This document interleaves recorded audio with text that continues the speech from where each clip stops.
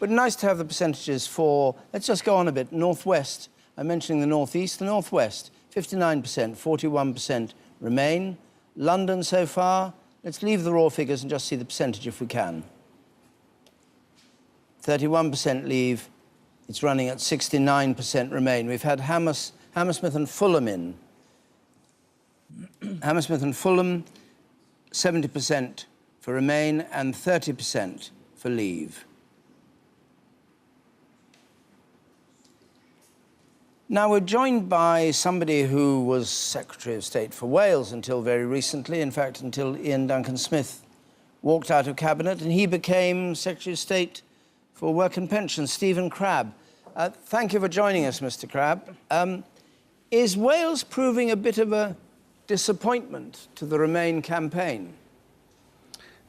Well, I mean, it is early days, and we'll see what the rest of the night holds for us, but I'm not in any way surprised by these early results that we've seen for Wales. I felt for a number of years that the politics of Wales were being reshaped quite profoundly, and what you're seeing in the South Wales valleys and also in some of the North Wales Labour seats is the same phenomenon you're seeing in the northeast of England and in some of the other old industrial white working class areas of England. A large number of voters saying, sorry, we just don't believe the Labour Party or the government in the way they tell us that Europe and the European Union is good for us. And I think that's going to be one of the strong themes of tonight, is the way that the white working class Britain, certainly England and Wales, just haven't trusted the messages that we've been trying very hard to communicate about why staying part of the single market is so important for their jobs and for manufacturing and for revitalising these old industrial areas. If at the end of the night we turn out to have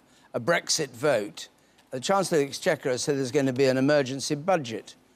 David Cameron said he's going to carry on with getting out of the EU. Do you think that both those things will happen? Will there be an emergency budget, or was that just a threat? And one of the things that may have put people off voting for Remain?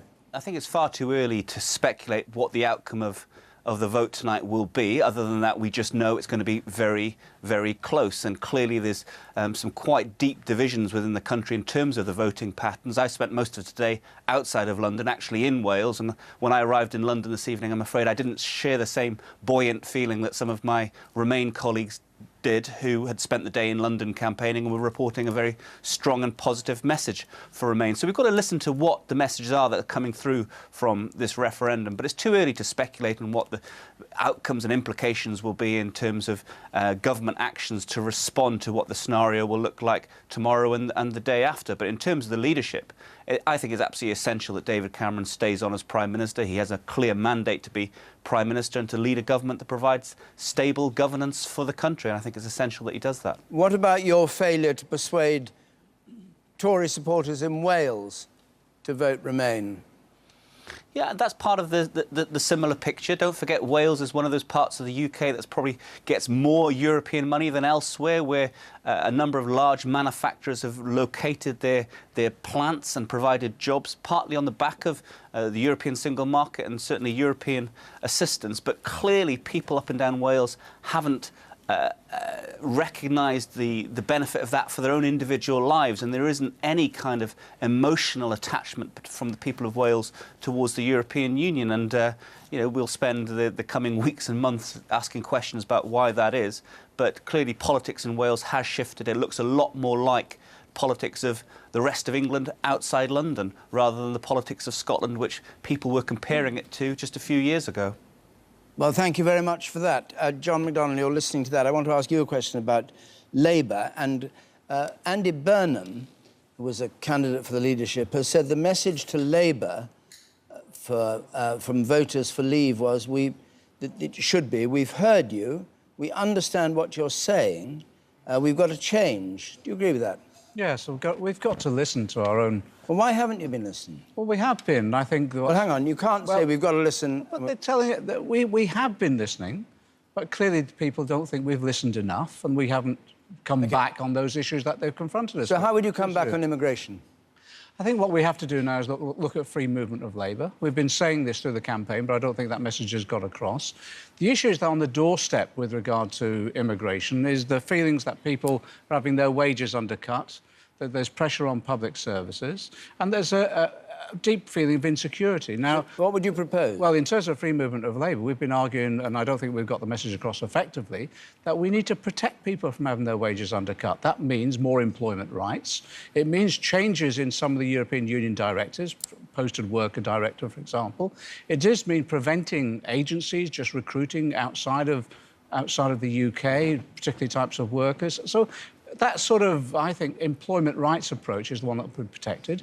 In terms of pressure on public services, we've said time and time again that the government was wrong to scrap the migration fund that was assisting areas where it came under particular pressure.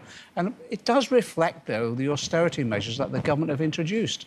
And a lot of the grievances that have come up with regard to immigration, I have to say, a reflection of what's happened in terms of austerity under this government. It is this government that's been cutting the NHS. It's this government that hasn't provided enough school places.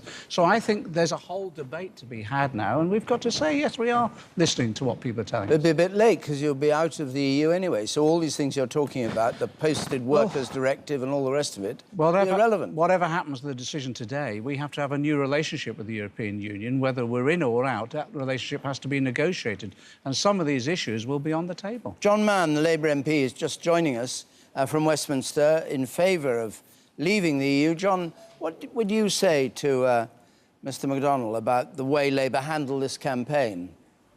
Well, Labour was somewhat out of touch. And I'm surprised, David, you're not calling it for a Leave victory, because every single result that's come through was predictable. In the coalfields, where there are no results out yet, I predict it's going to be 2-1 for Leave. In my constituency, turnout was up 10% on the general election. And if you look at, even in Scotland, Dundee, the Scottish heartland for the SNP, every party in the Scottish Parliament voting for Remain, 40% voted to Leave. Wales is going to vote a majority Leave. Northern Ireland's going to vote a majority for Leave. It leaves London, but if we take that Dagenham result, even in London, there's huge disparity. And Labour voters have decisively voted to leave the European Union. Where have Labour got it wrong, then? I mean, let's not go into speculating whether, you know, you're right about all those places, Northern Ireland and the rest of it, and we'll have to wait and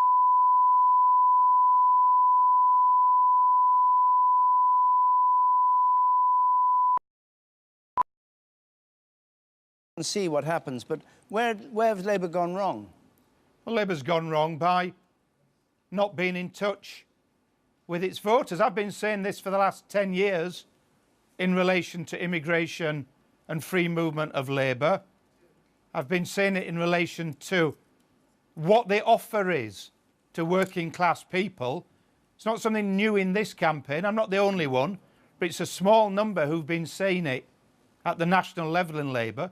I've said it for the last 10 years repeatedly.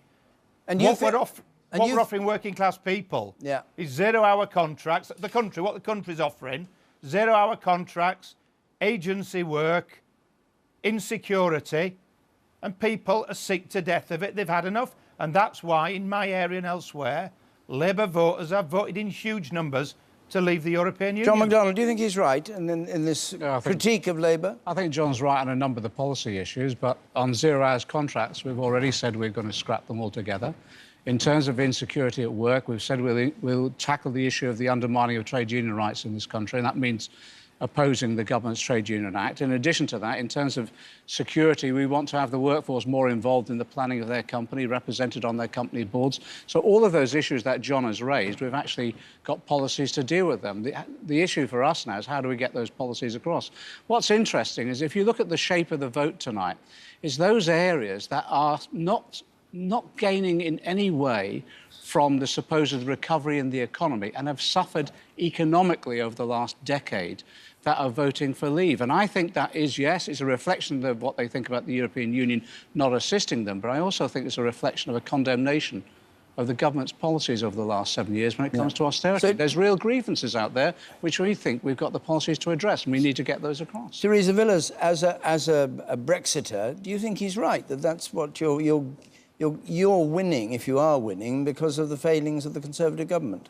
No, I think that the people who voted Leave did so with a real understanding of the issues, that at the moment, as a member of the European Union, we do not govern our own affairs. It doesn't matter who you vote for at a devolved or a general election. There are many things that you cannot change, including free movement and immigration rules, and that's not healthy for our democracy. So it's a constitutional matter for people, not what John is saying and John is saying, that people feel that they've been left behind and that they've had no...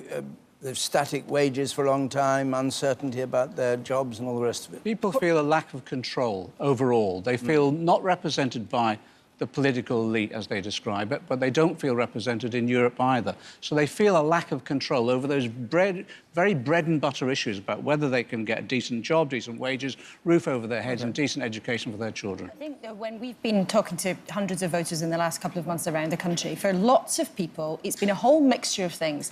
But people have really thought about these issues. They have engaged in it. They have thought about the European Union. It's been about identity. And, of course, that is a complex thing. So whenever we're going to hear politicians say all sorts of things over the coming days, voters have thought deeply about this, many of them. You can't just dismiss it and say it's one thing here or it's one reason. There's a whole conglomeration of reasons. All right. Many of them are about the European Union. It can't be dismissed just as something else. We've got Liverpool in. Let's see the Liverpool figures.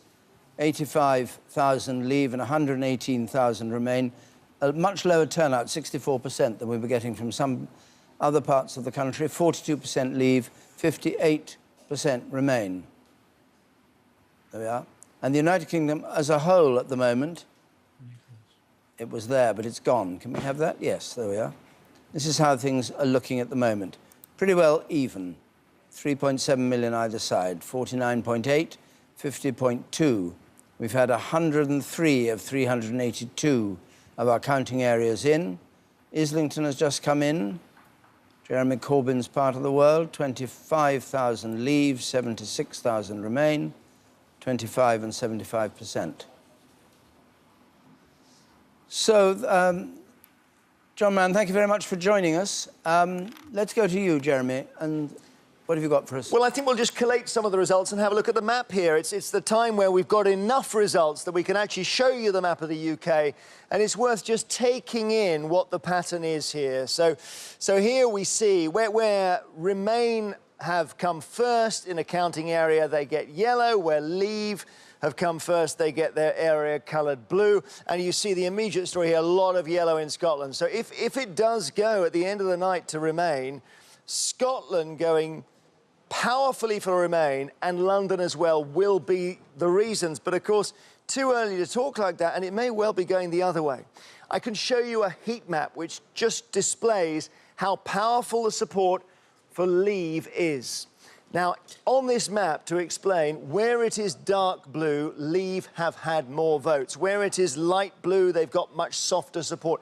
So you see immediately, Scotland, that situation underlying, where Leave is not really getting anything like the numbers it's getting elsewhere. And London as well. Can you see just down here in the southeast how light it is? Just here in the central London, those results we've had so far. But head out towards Essex, and suddenly the blues get darker here. And actually look at the whole of the map and just look at the amount of dark blue there is in the north, particularly the north of England, the northeast. That's how we started the night, with some remarkable results from the northeast. So Leave is packing a powerful punch in lots of places outside London and Scotland. But maybe London and Scotland will pull it back for Remain. Now, this is our proportional map, and what we show you here is each counting area as a stalk, and the stalk is coloured in the colour of the side that won. And the crucial thing is this: the height of the stalk shows you the winning margin. So, for example, here in Scotland, that's Glasgow, the highest stalk. You can see that Remain won there by a very large margin. But also, if you look down south, just reminds you of the sheer volume of votes available in London. That's Lambeth, that very tall one, and other results we've had from London, where Remain is winning with powerful results. But elsewhere, just come in close if you can for a moment and have a look at this map, this proportional map. You're seeing so many of these blue stalks. There are so many places where Leave is winning outside London and Scotland, And actually, the margins of those Leave victories are really very powerful. So yes, there may not be as many voters outside London, but my goodness, the margins for Leave are making it very difficult for Remain to make up the ground. David. Thanks, Jeremy. Castle Point we have in Essex, the main Canvey Island. Large, I think one of the largest proportion of predominantly English speaking, white English-speaking people in the UK and expected to go very much for Leave, and this is what Castle Point did. 37,000, 73% Leave, 27% Remain. Andrew Sinclair is in Chelmsford, political correspondent for the East, or the Eastern region. Andrew, hi there, good evening. Well, tell us what's happening in the East, as far as you can at the moment. Well, we've just had that Castle Point result through as you join us. The East of England has always been seen as being a Eurosceptic area. We've got a very strong UKIP presence in this part of the world, particularly here in Essex. Of course, UKIP's only MP, Douglas Carswell, has his seat just down the road from here in Clacton. And 4 out of the 7 Euro MPs for the East of England have been in the Leave camps. So the expectation was that we'd always see quite a strong Leave vote here tonight, and indeed that's what we have been seeing. We had that result from Basildon a couple of hours ago now, 69% to Leave, Harlow 68%, Rochford 67%. They're counting Chelmsford behind me at the moment. At one stage, Remain thought there stood a good chance with Chelmsford. The expectation now is that Chelmsford could also go to Leave, and further afield I'm starting to hear stories coming out of places like Fenland, Great Yarmouth, Ipswich, that Leave could do very well there as well. Thanks very much. Tim Donovan is in Guildhall. Tim, good evening. London, is it hacking it as far as the Remain campaign is concerned? Is it pulling its weight? Is it 6 results out of 33 expected tonight? And there is a pattern emerging. Big, hefty wins for the Remain camp in Lambeth, in Wandsworth, here in the city itself, in Hammersmith, in Islington, and Barkingham-Dagenham, though, has gone to Leave. We're trying to get our head round what we think will emerge as the significant factor here in London, which is the variations between in turnout. And while, you know, the Lambeth victory was 79% Remain to 21%, it was on a turnout of 67%, which is going to be lower than the turnout we're hearing elsewhere in parts of the country, albeit people are telling me, you know, that is high for that part of the world. The key issue appears to be, from the turnout figures we're getting so far, is that at places like Richmond, 82% turnout. We're going to be getting that result shortly, we're told. Harrow in the 70s, Bexley in the 70s, Croydon similarly. The turnout is higher in that outer London area, and all the polling up to this referendum in London had suggested that gap between Remain and Leave in London narrows dramatically in outer London, and that appears to be very much where you know, the secret or the answer in London will lie tonight. And turnout affected at all by weather? People early on this evening were saying that this monsoon rain that London's been suffering and the flooding and all the rest of it has brought the turnout down, and that would affect the raw numbers of Remain, because we keep on reminding people it's not who wins where, it's actually, in the end, the number of people who vote one way or t'other.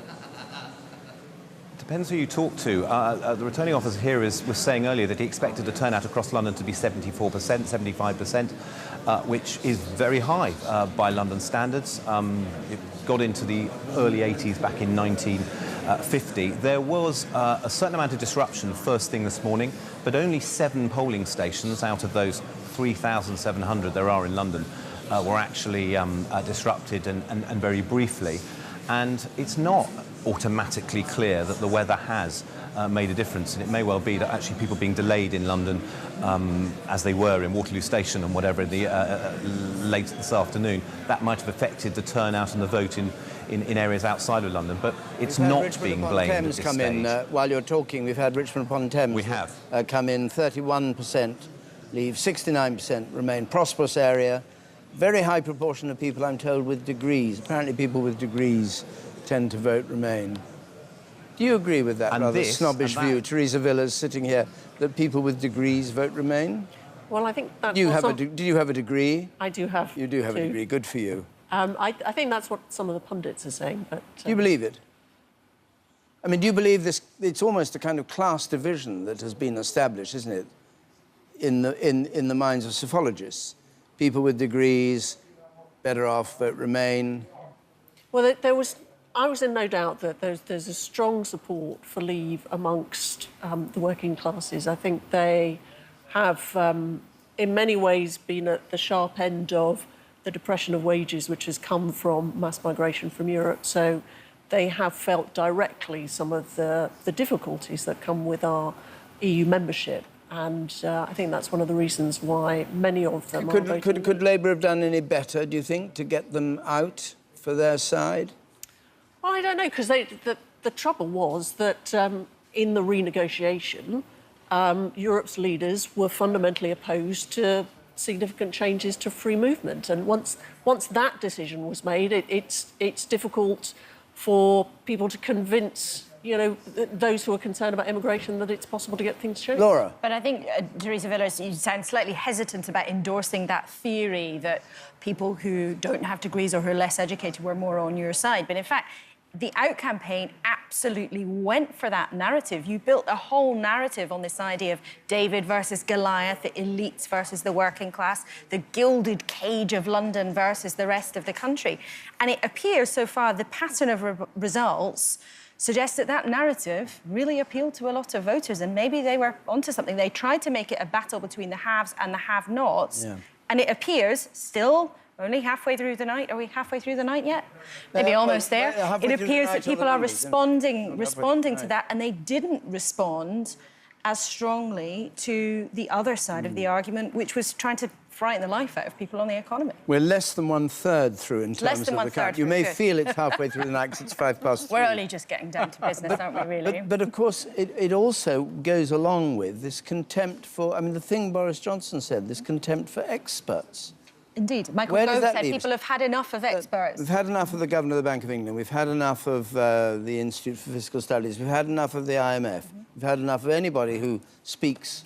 we've had enough of economists. But a fascinating thing that Stephen Crabb said a short while ago, people don't believe us. He even used that phrase. He was talking about white working class voters, and he said in a general context, people don't believe us, which it strikes me that's rather an astonishing thing for a member of the cabinet to say. And how do you redress it? That's an extremely difficult challenge. And if we end up, whatever the result is, whichever side is jubilant, if we end up where basically London has sort of been an island and the rest of the country is pointing fingers at saying, you don't listen, you don't understand, for any government, for any political party, it's going to be very difficult to find a way forward from that. Patrick Burns is back, our political editor for the Midlands in Birmingham. Welcome back, Patrick. What more news have you got now? Well, I think...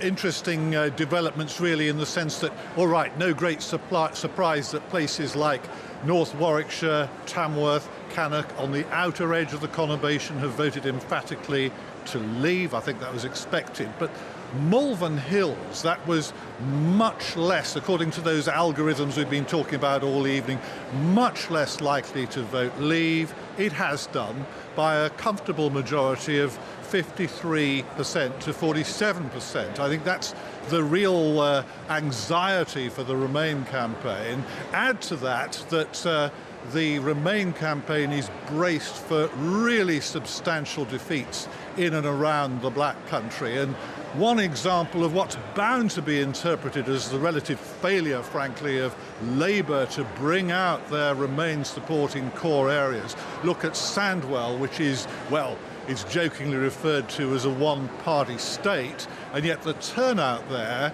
just 66%, which I think demonstrates what will be seen as Labour's failure there. And I can tell you, UKIP are going to be saying over the next few days that they stand ready to do to Labour in their core areas in England what the SNP have done to Labour's support in Scotland. I was talking to one quite prominent local Labour MP who says that on the immigration issue, Labour has to change tack. It has to say to people, yeah, we get it. We realise that you're very concerned about immigration, that it doesn't make you a racist to have these anxieties, and to change the tenor of this debate rather than try to sort of present it in more simple, more traditional party terms. Well, so I think that there's some big questions But there. if Britain votes out, they've got all the mechanisms they want because there'll be no automatic EU immigration. So presumably John McDonnell and Jeremy Corbyn will be able to do what they want.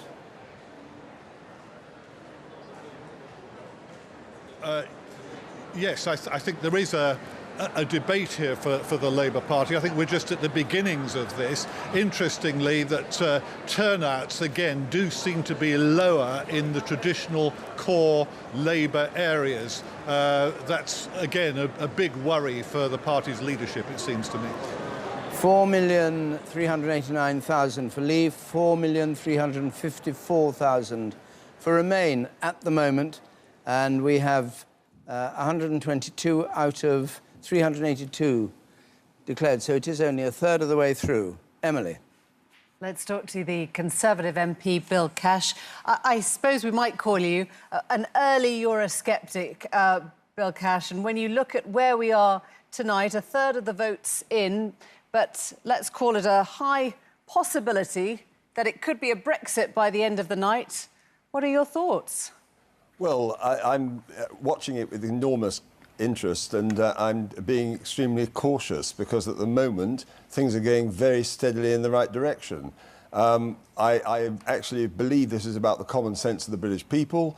They didn't buy the Armageddon arguments. And above all else, they want to govern themselves. And that's really the basis. Even when I set up the Maastricht referendum campaign all those years ago, that's what I said it was going to be about European government and whether or not the British people wanted to govern themselves. And I actually think that that is coming through at the moment. But I'm not going to make any predictions. I'm not a John Curtis. I'm just going to wait and see. There's only one John Curtis, as we shout in the stalls. But in terms of what you think might happen in the event of a Brexit, do you think that David Cameron should stay on? Would you like him to trigger Article 50 straight away? What do you see as the next step?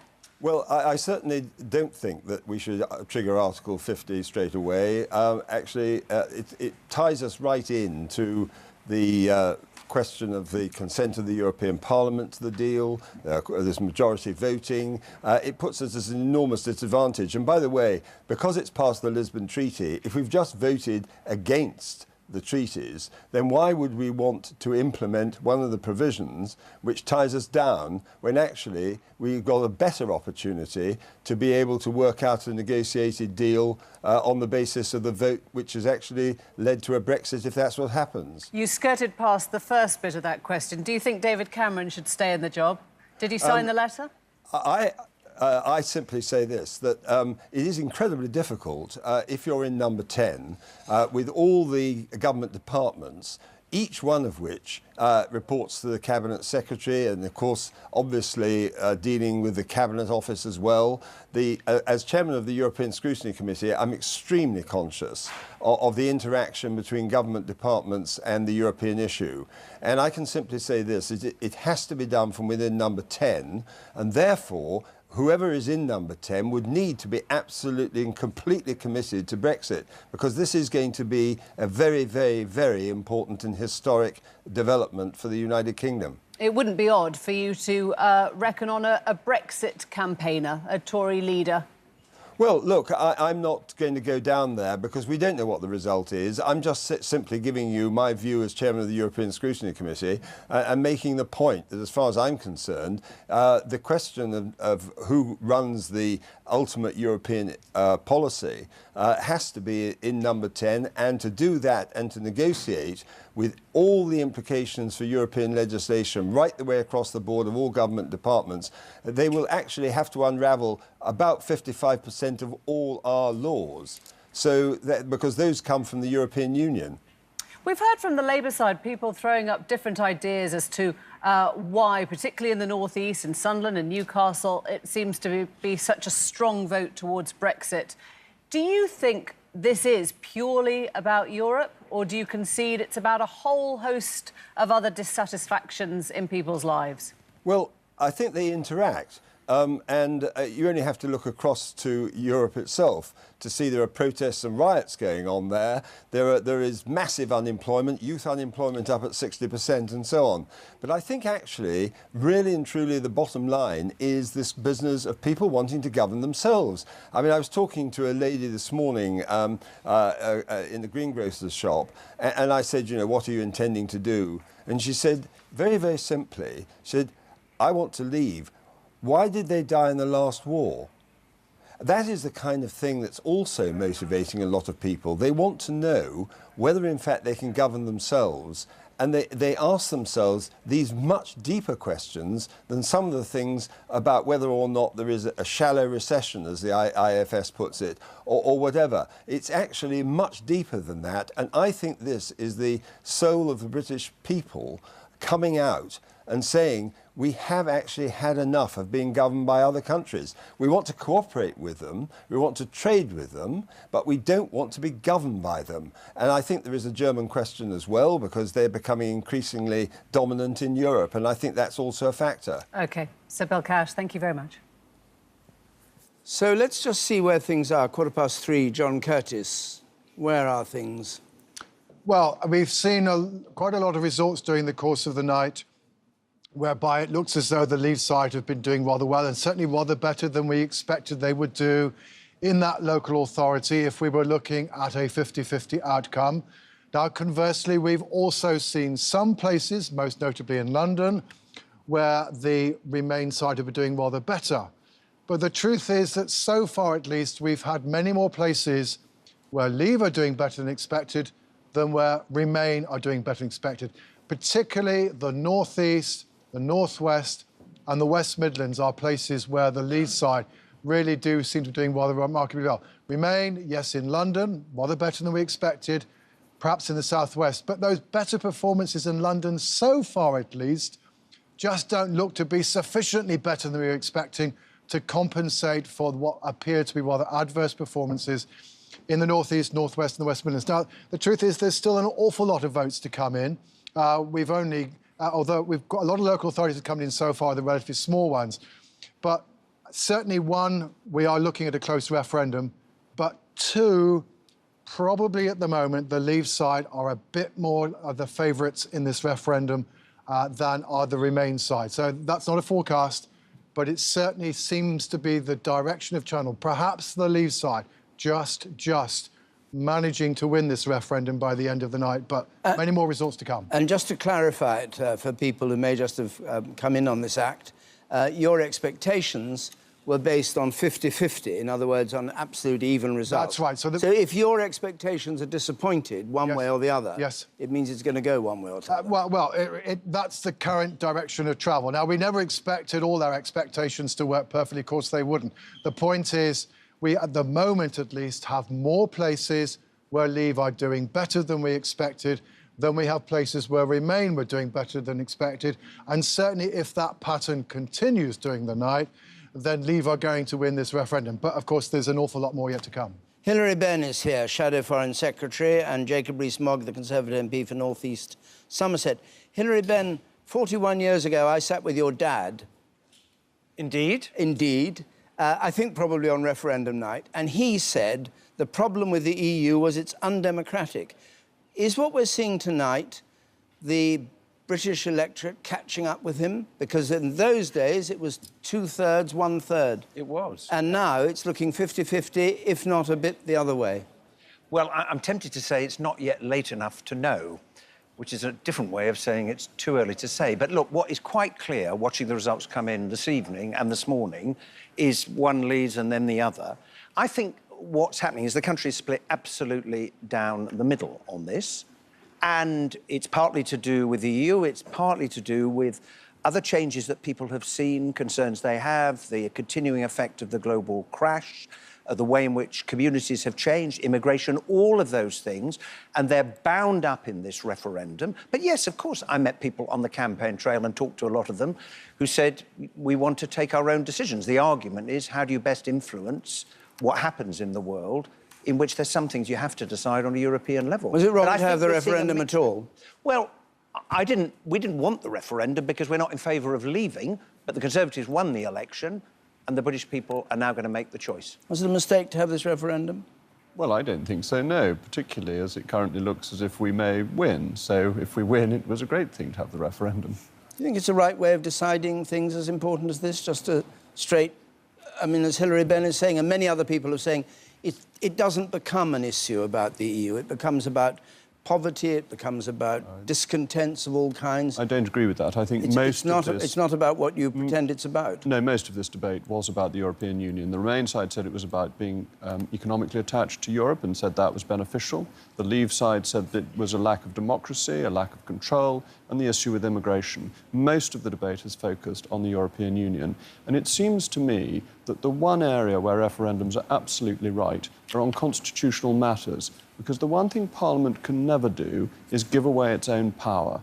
That has to be returned entire to the electorate every 5 years. Within that 5 years, there is discretion to act, but the power must be returned to the voters for each general election. And the problem with the European Union is that power has steadily eroded and been given away to unelected officials in Brussels. But you don't have to ask this kind of question. And indeed, you could leave the EU by dint of general elections. Having a party that, in the if UKIP formed a government and said we're leaving, you could do it that way. If you take the view that sovereignty comes from the British people and is delegated to Parliament for 5 years, which is, I think, a pretty traditional view of parliamentary sovereignty, then you would agree, I think, that the one thing where the people must be consulted is when their absolute powers are given away or there's a fundamental change in the Constitution. And leaving the European Union would be a fundamental constitutional change. Well, joining was a fundamental constitutional change. And it had a referendum. And that had a referendum. It had a referendum 3 years late. It should have had one in advance. But it had one in '75, so no particular reason to call another one now. But as so often, our constitutional practice is developing, and the theory of referendums was not well developed by 1973. It developed through 1979 with the referendums in Scotland and in Wales. Likewise in the devolution referendums and the referendum for the Mayor of London in the late 1990s, the referendum on the alternative vote. The British Constitution over many centuries has evolved, and one of the evolutions over the last 40, 50 years is that the biggest constitutional issues are referred to the people. And I think that's a very sensible way to proceed. If you decide there's a need for a constitutional issue to be resolved. That's right. Which you don't necessarily decide. But you think it's a mistake, Hilary Benn, to have had this referendum. Do you think that one of the consequences is that what appeared to be, as Jacob Rees-Mogg puts it, a constitutional issue, has actually attracted all kinds of discontents and turned it probably not into a constitutional issue, but a view about, we heard about experts being, we don't like the Governor of the Bank of England, we don't like the Institute of Fiscal Studies, we don't like the IMF, we don't like our wages, we don't like the insecurity, we don't like immigration. All these things got bundled together. So it's not actually about the Constitution, it's about all these other things. Well, look, let's be absolutely clear why we had this referendum. It's because David Cameron realised that he couldn't control his party. That's why we had this referendum. And as you will know, this is 41 years ago repeated, but in mirror image. Because 41 years ago, the Labour Party, the Labour movement was split on Europe, and the Conservatives were united, and they've passed each other in the intervening 41 years and now are occupying the same position, but the opposite. And David Cameron, who had resisted having a referendum, decided in the end, the only way I can manage my disputatious and divided party is to hold the referendum, and we will discover in the not-too-distant future what the British people have 3 hours, 3 hours from now, with a bit of luck. Something like that. Jacob Rees-Mogg, during the course of all this, you said about your Chancellor of the Exchequer, he needs to calm down and stop talking nonsense. Do you think he should go? What I was referring to was when he suggested that there should be an emergency budget, which was an absolute panic measure. And George Osborne is a fine Chancellor. He has done a lot of good things as Chancellor, but that panic budget was a really very silly thing to say. And he did need to calm down. It was something that wouldn't happen, wouldn't get through Parliament, and wouldn't be the right economic response, even if a Chancellor tried to propose it. So I thought that was a foolish thing for him to have said. And all right to insult him in that way, like you insulted Heseltine and John Major, humbug and whatever it was, frightful humbug and vengeful men and all that. Well, I only responded to what they had said about people on my side. It was a fair old tit-for-tat, which you get in political campaigns. I don't think there's any great harm in that. If tomorrow morning we wake up, well, we will be awake tomorrow morning, so it's... we already are. I am awake pretty well. And Britain is to leave. Do you think all that stuff about...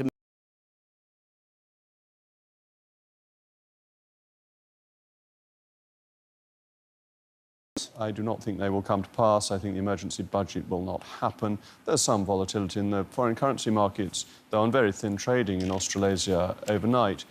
You would expect volatility in sterling, and sterling is one of the automatic stabilisers of the economy. I don't think that's a particular problem. No, the plague of frogs and the death of the firstborn that were being predicted during the campaign are not going to happen. No recession?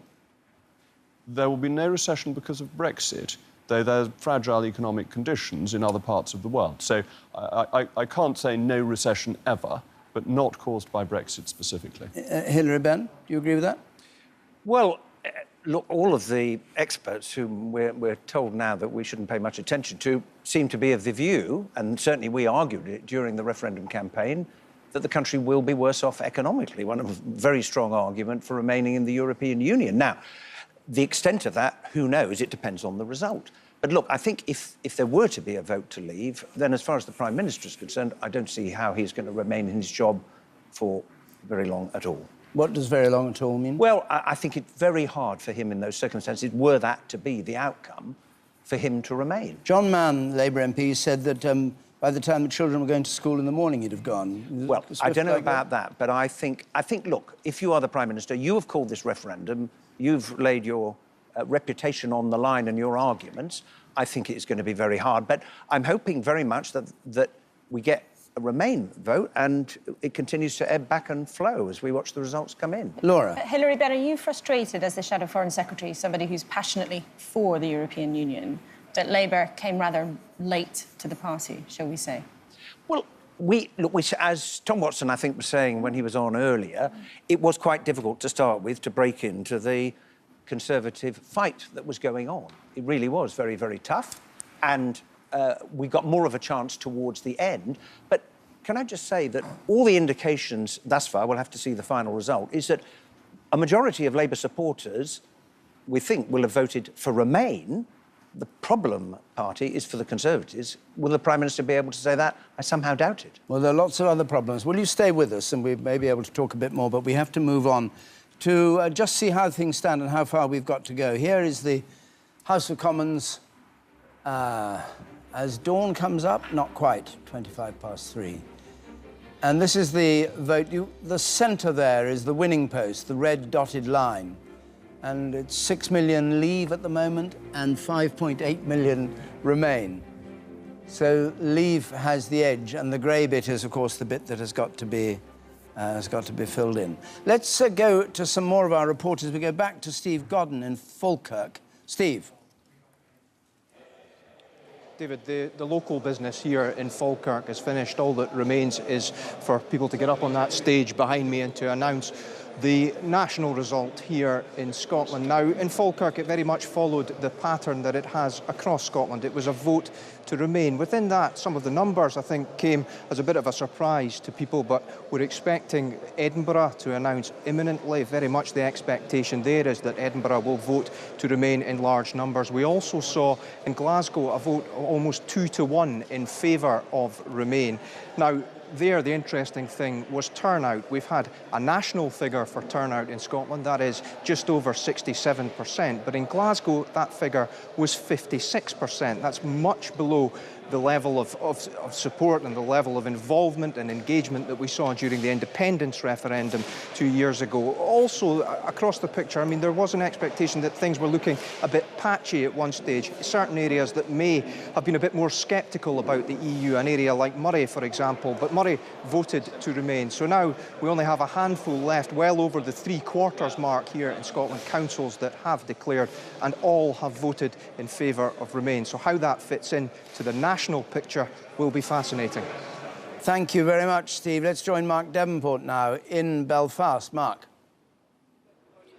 David, the count here has been conducted according to the 18 parliamentary constituencies. We're well through the count with 14 constituencies declared. We're just waiting on 4 results. At the moment, Remain is in the lead in Northern Ireland. That was to be expected. We think it's a breakdown of about 54% to 46%.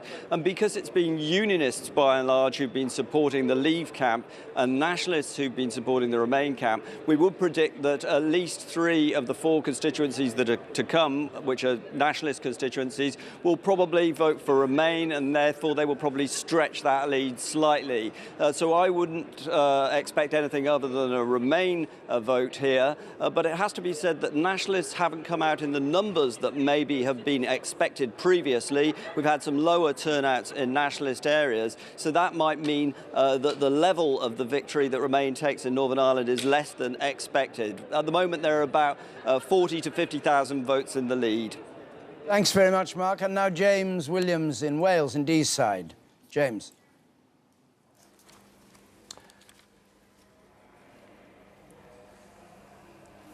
James, you have the conch.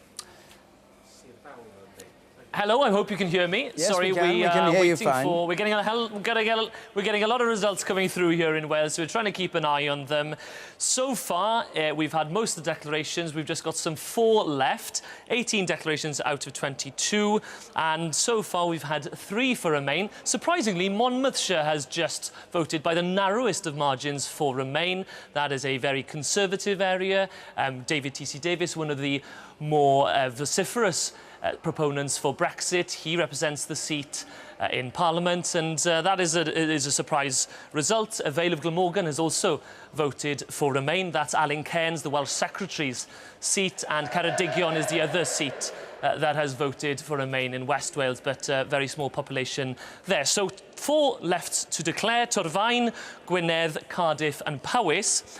And of those, we're expecting Gwynedd and Cardiff to vote for Remain. And quite frankly, it seems at the moment, given the way things have been going, that it all comes down to how large the majority for Remain in Cardiff is.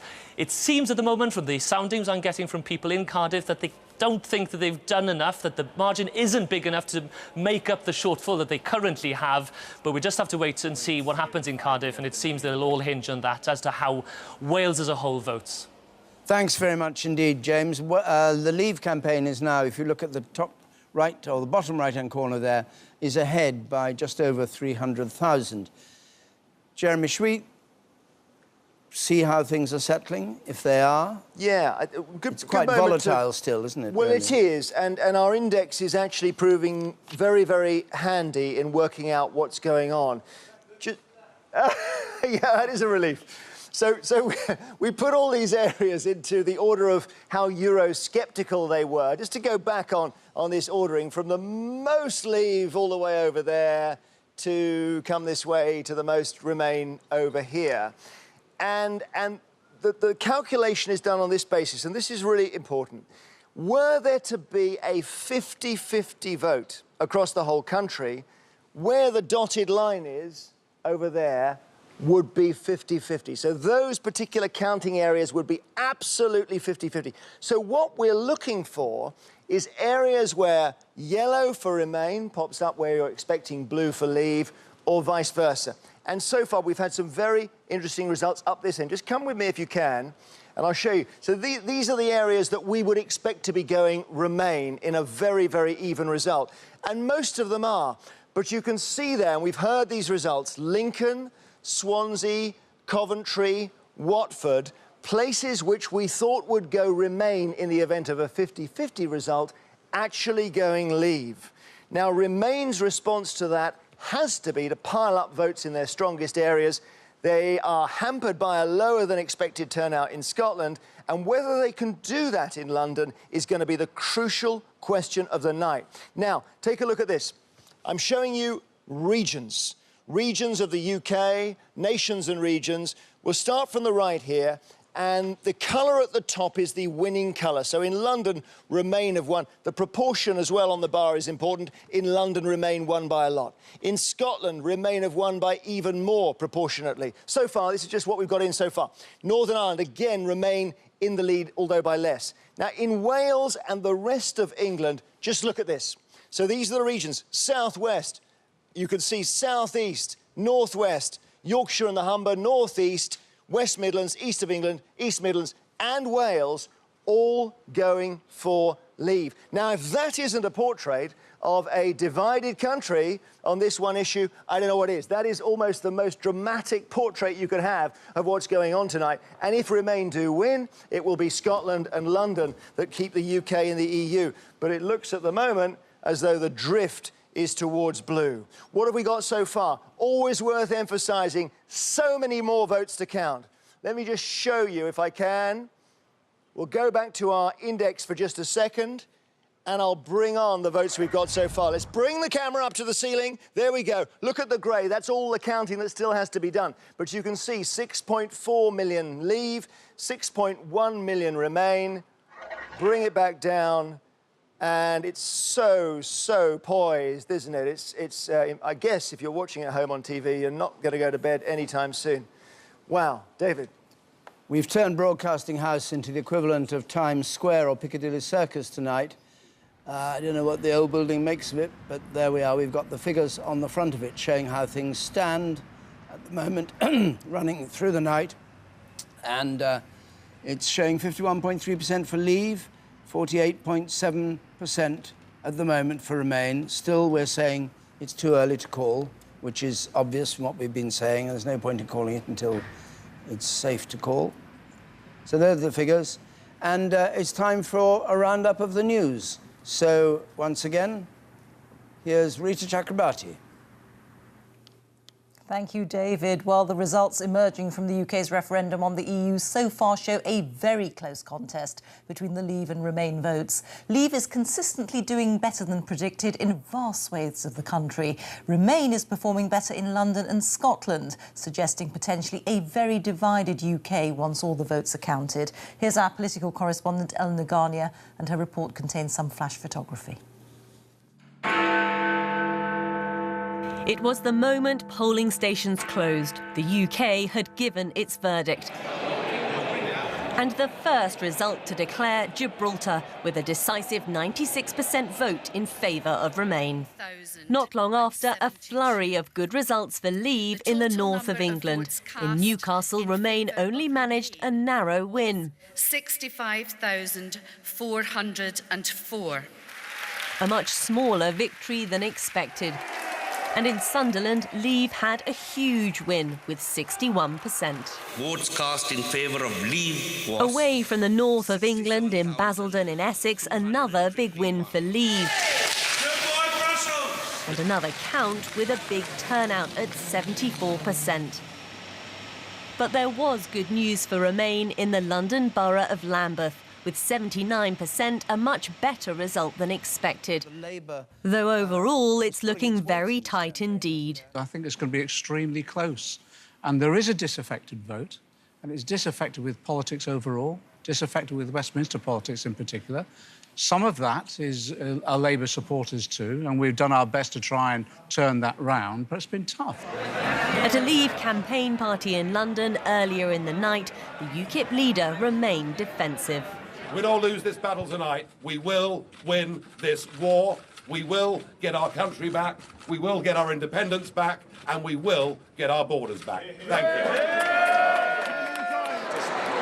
It's looking increasingly like turnout will be above 70% for the first time in a UK-wide contest since 1997. As results continue to come in, remember the referendum isn't decided count by count, but vote by vote. Naga, BBC News.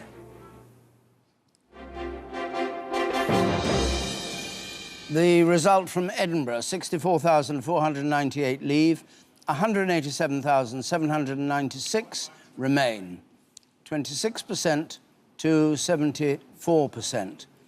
That's the largest part of Scotland, apart from Glasgow, the largest number of voters. And a lot of people, incidentally, with degrees. I don't know whether you agree with this thing, Jacob Rees-Mogg, because you're a reasonably well-educated fellow. But they've been saying all along that the educated people vote to remain and the people who don't have qualifications vote to leave. What do you make of that? You've been hearing this, isn't it? I have been hearing this. Insulting, isn't it? No, I don't think so. I mean, people do these surveys and they come to these conclusions, and clearly they've come to the conclusion that people with degrees have not been backing Brexit. But you're the exception to the rule. The exception to the rule. And I think it's very interesting. I think this has been basically an insurgent campaign. It has been a campaign against the establishment. And I think this is important because there is a feeling that the rulers of this country have got out of touch with those who elect them. And I think this applies across Europe, and I think Europe is at the heart of this, because there are so many things that British politicians can no longer do because the laws are made in Brussels. And we slightly carry the can for this, because when voters are concerned, we can't change it. And so I think that disconnect between the elected and the electors has widened through the EU, and this is a kickback against it. And that's why I think people furthest from the establishment have been the most likely to vote Leave. And I say this without beginning to deny that I am a copper-bottomed member of the establishment. I just happen to agree with the anti-establishment tribe on this. If it's very close, either way, is it going to lead to a great sense of disaffection by the losing side? Because they have been asked to make a sort of Manichaean choice. What do you think, Hilary? I mean, there'll be the people who've lost out one way or the other. Will they be difficult to satisfy, difficult to please? They're going to find something that they obviously believe in just taken away like that. Whichever way it goes, there's going to be a great deal of disappointment and sorrow on the path of the losing side. And one of the challenges that society will face, politics will face, is how do you try and heal the divisions that have been created by what has been a lively and at times a feisty debate. And I fear that if there is further disappointment on the part of those who thought they were voting to get something and then it doesn't appear, that it will be even more difficult to manage. Now, I think we have to try and address the root cause. Sorry, which are those? The Brexiters? Well, look, for example, if Leave were to win, and then if you look at the issue of migration, a lot of the Leave campaigners have said, well, there will continue to be a need for migration into the country for a whole host of reasons, skills and the economic contribution that they make. But the real task will be to try and heal the divisions that this referendum has created, and that is a responsibility on all of us to make that happen, and to reflect, each in our own party, about what it is we now need to do to play our part in ensuring that... Of course, the Leave side never put any number on its control of immigration, did it? Unlike the Prime Minister, incidentally, who did, and your party, who did put it. The Leave campaign never said, never gave a figure at all, 100,000, nothing. They didn't say, just said we'll have control of it. That's a very important point, because it's a referendum, not a general election. And the Leave campaign could only put forward broad outlines of what it thought ought to be done. Oh, come on, it took VAT off fuel, it had all sorts of things it was going to do. A mandate coming from the British people, that in a general election you can set out policies on every last detail of what you want to do, and then if you win an election, you have a duty to implement them because you've got a majority in the House of Commons, you can pass the legislation. But in a referendum, you can't put forward a detailed manifesto with any realistic prospect of getting it through. So yes, some suggestions were made that we could take VAT off fuel, but as the Leave campaign will not be the government, even if we win this vote, it's going to be up to the government to look at the mandate that it's been given by the voters. Should Cameron go for an election and go for a new mandate? Briefly, if you would, because we have to move on. I wouldn't rule out a new election altogether. In this autumn? Well, it's complicated under the Fixed Term Parliaments Act, but it's not impossible. You could just change the Act? You could just change the Act, or there are ways around it. A new general election is not impossible. Right. Thank you very much. We're just going to rejoin or bring Scotland back to join us and Wales to join us, who've been briefly away looking at their own events. Here we are.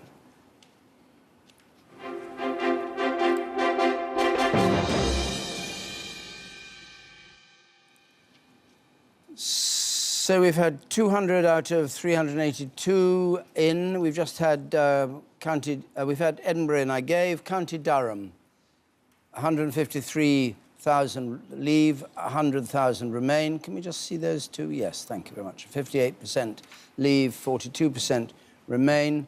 And Jacob Rees-Mogg has just been saying he doesn't rule out an early election in order to get a mandate to get things moving again? Well, there will be a lot of policy changes that need to come about if we leave the European Union, that inevitably areas that have been controlled by the European Union will now be controlled by us, and they will be a matter for natural political debate. So I don't think it's impossible.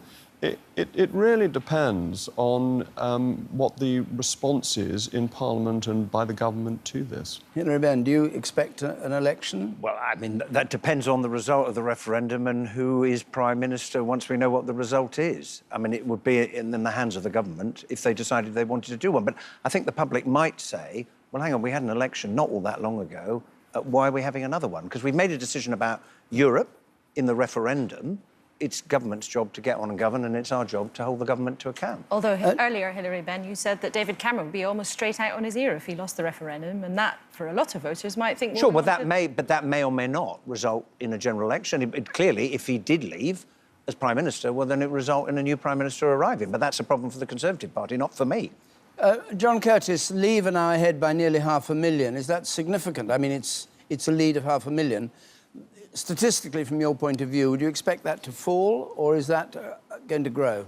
Well, I think the truth is, I mean, the crucial thing that I'm looking at, David, is that, you know, there are some places where the Remain side are doing better than we expect, according to the index. Yeah. But for every one of those that I can see, I've got between 2 and 3 places where the Leave side are doing better than we expect. So you can see that the balance is one... It certainly doesn't look like anything other than a close result, but certainly that tally that says that Leave are ahead is a tally which is telling you something. It is that, indeed, Leave do seem to be ahead, and that at the moment at least, though it's by no means definite, they are the favourites to be ahead at the end of the night. So, yeah, that number is something you should look at, because actually that it seems to be the direction in which we are heading, unless the second half of this referendum night is very different indeed from the first half. You're being very cautious, John.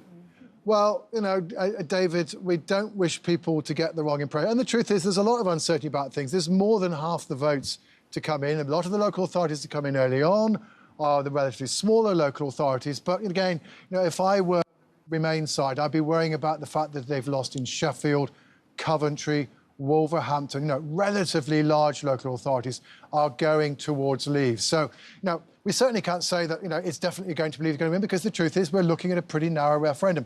But just to reiterate, it does look as though the Leave side are favourites, and that the conversation you've just been having with your 2 politicians about what would happen in the event of a Leave vote, shall we say, I think is no longer a purely academic one.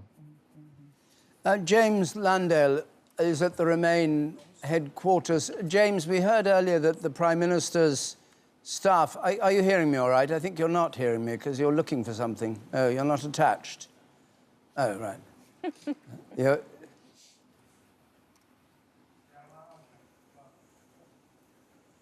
Nick Watt, Nick, you're there, good. You are connected from the Leave campaign.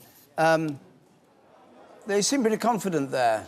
Do you think what John Curtis was saying about it's still, you know, it's too early to call and all that, do they believe that, or do they believe they've won? Well, the Leave.eu people, it's fair to say, a lot of drink has been taken. You heard another cheer there. They are very, very confident. It was interesting, I was talking to a senior UKIP figure, and this UKIP figure looked almost shell-shocked and said, what have we done? I think we may have pulled it off. Because, of course, Nigel Farage was saying earlier on this evening that he didn't think he was doing it, but now his aides are saying they think they may have got them across the line. But, of course, Leave.eu is not the official Leave campaign. That's Vote Leave, which is across the river, and they, too, are sounding increasingly confident. Matthew Elliott, the chief executive of Vote Leave, he's just said he's cautiously optimistic, and a source that I've been talking to at Vote Leave says, yes, we've seen those London results, but we think we can overcome them because we are smashing Remain everywhere else in the country. And it's interesting, you know, that Vote Leave are not having a party this evening. They say they've got more important things to spend their money on. It's called getting the vote out. And also, there's that political decision, which is those cabinet ministers at the top of the Vote Leave group, Michael Gove, Boris Johnson, they are at the moment at least supporting the Prime Minister And the plan is we will not hear from Boris Johnson and Michael Gove until after the Prime Minister has given either his concession or his victory speech. But what I'm hearing in Whitehall are very, very, very severe nerves. Been in contact with one senior source who said, oh, and then I won't repeat the words to you, David, there, and then he said this wasn't meant to happen. And I said, look at the pound, that's been going down. And this source said to me, if this carries on like this, everything is going to go through the floor in the morning. Thank you very much, Nick. Let's go back to James Landale at the Remain headquarters. We heard earlier that Cameron's staff had left, presumably to go into conclave somewhere and decide what to do. Is that so? Or is there a party atmosphere? Yeah, that's it doesn't right. look much like a party atmosphere, I have to say. No, it's not. I mean, at the beginning of the evening, this was buzzing. This place was full of cabinet ministers, Labour front benchers. We had former Liberal leaders. We even had a visitation from the comedian Eddie Izzard in a rather fetching pink beret. They've all gone. This place has thinned out completely. I don't know if you can have a look now, but I don't think you could describe this as positively buzzing. It's like that moment, David, at a drinks party when you suddenly look up and you realise that most people have gone and there's a real danger that you're going to be the last person left on the floor, James. If you talk to the strategists here, David, they say, look, it's still doable, it's still possible. Look to some of the results in London, Birmingham's got to come in, Manchester, but they admit they have to win really, really big now there. So, you know, that might be just a little bit of realism, a little bit of, you know, wishful thinking, but that is what they're thinking at the moment. But a lot of long faces here. Thanks very much. Just a question to you two. When Harold Wilson had this referendum in '75, he was quite careful not to be the sort of leader of the let's stay in. I mean, he signed a thing saying we want to stay in, but he didn't go around campaigning. He kept back, rather, so that if he lost, he could have carried on and government would have continued. Do you think that David Cameron made a mistake by becoming so totally involved after his negotiation in Brussels in being cheerleader for the Remain campaign, rather than saying, I've done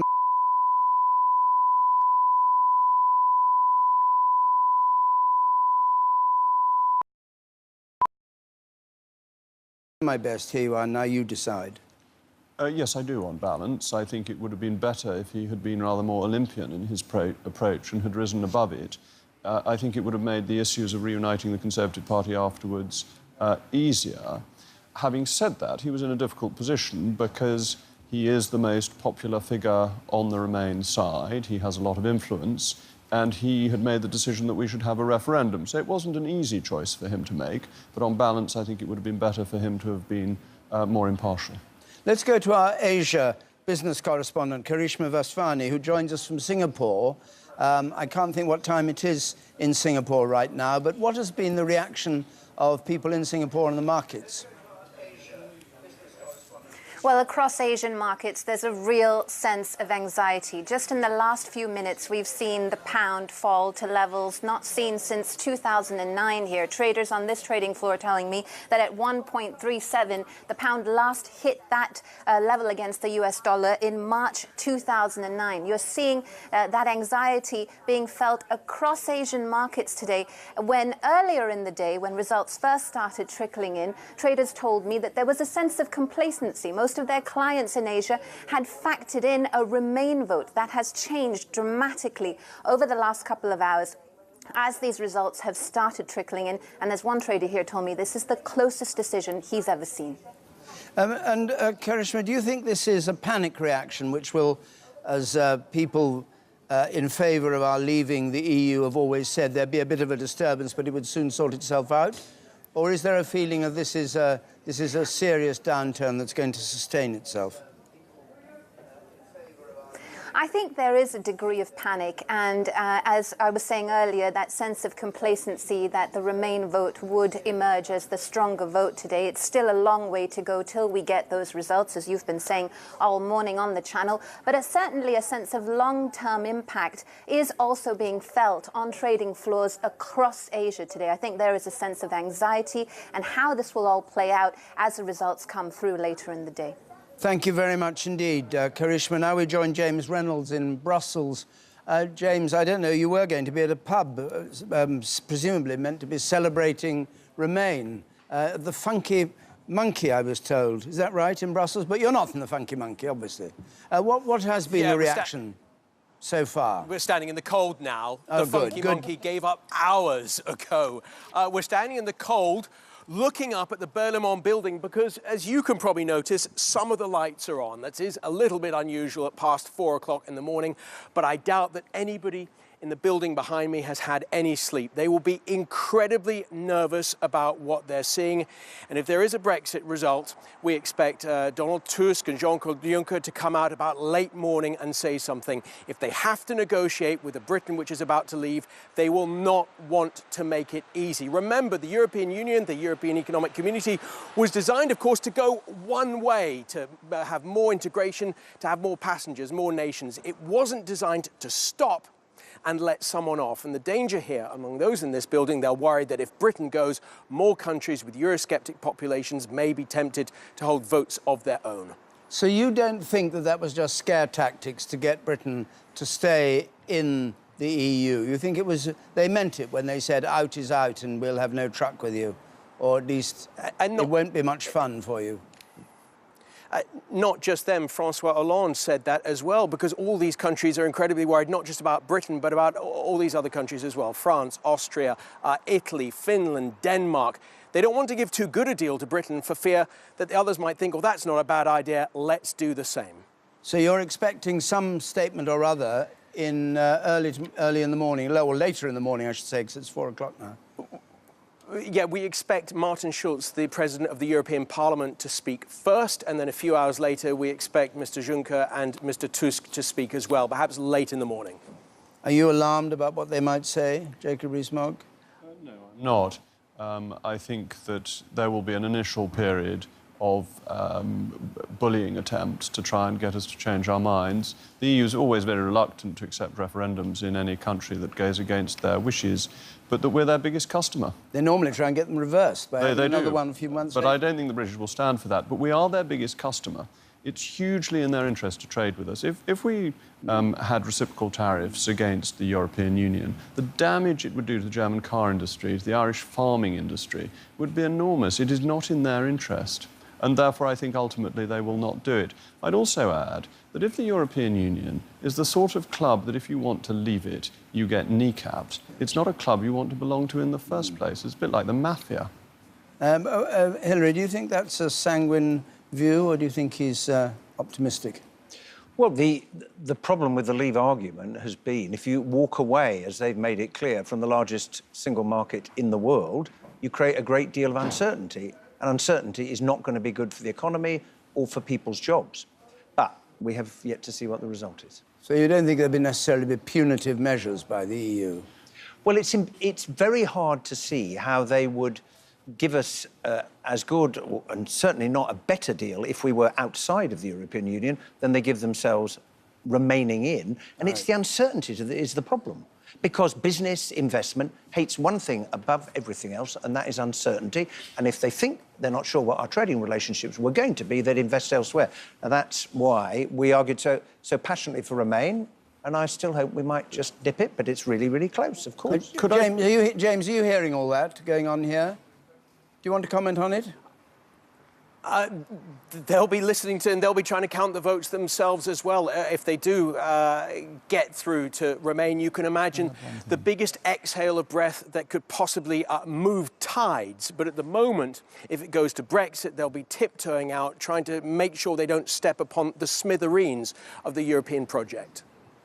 I just wanted to add, there's an excellent report by the House of Lords European Committee setting out what happens if a country leaves under Article 50, and that the whole purpose of Article 50 is to make sure that the departure causes the fewest shocks to the EU economy as well as to the departing country's economy. It's a balanced report written mainly by a pro-European committee, and it just sets out the purpose of Article 50 and how it would operate. Well, we'll see how that transpires. Emily? To talk to a couple of young voters in their 20s, Generation 2016. Abby Awajobi, very nice to see you, for the Remain camp, and Darren Grimes from Leave. And Abby, you're representative in a way of London. You're for Remain, and you're County Durham. and you've gone with Brexit. I wonder how engaged you feel your friends and your colleagues and your peers have been on this issue. Do you think you're voting the same way as them? Has there been energy around it? There's definitely been a lot of energy around this particular issue. I think that, in general, my friends, or the people that I normally associate with from university, they all have, you know, an understanding of politics. But I looked on, you know, my Facebook today, and every single post was about Brexit.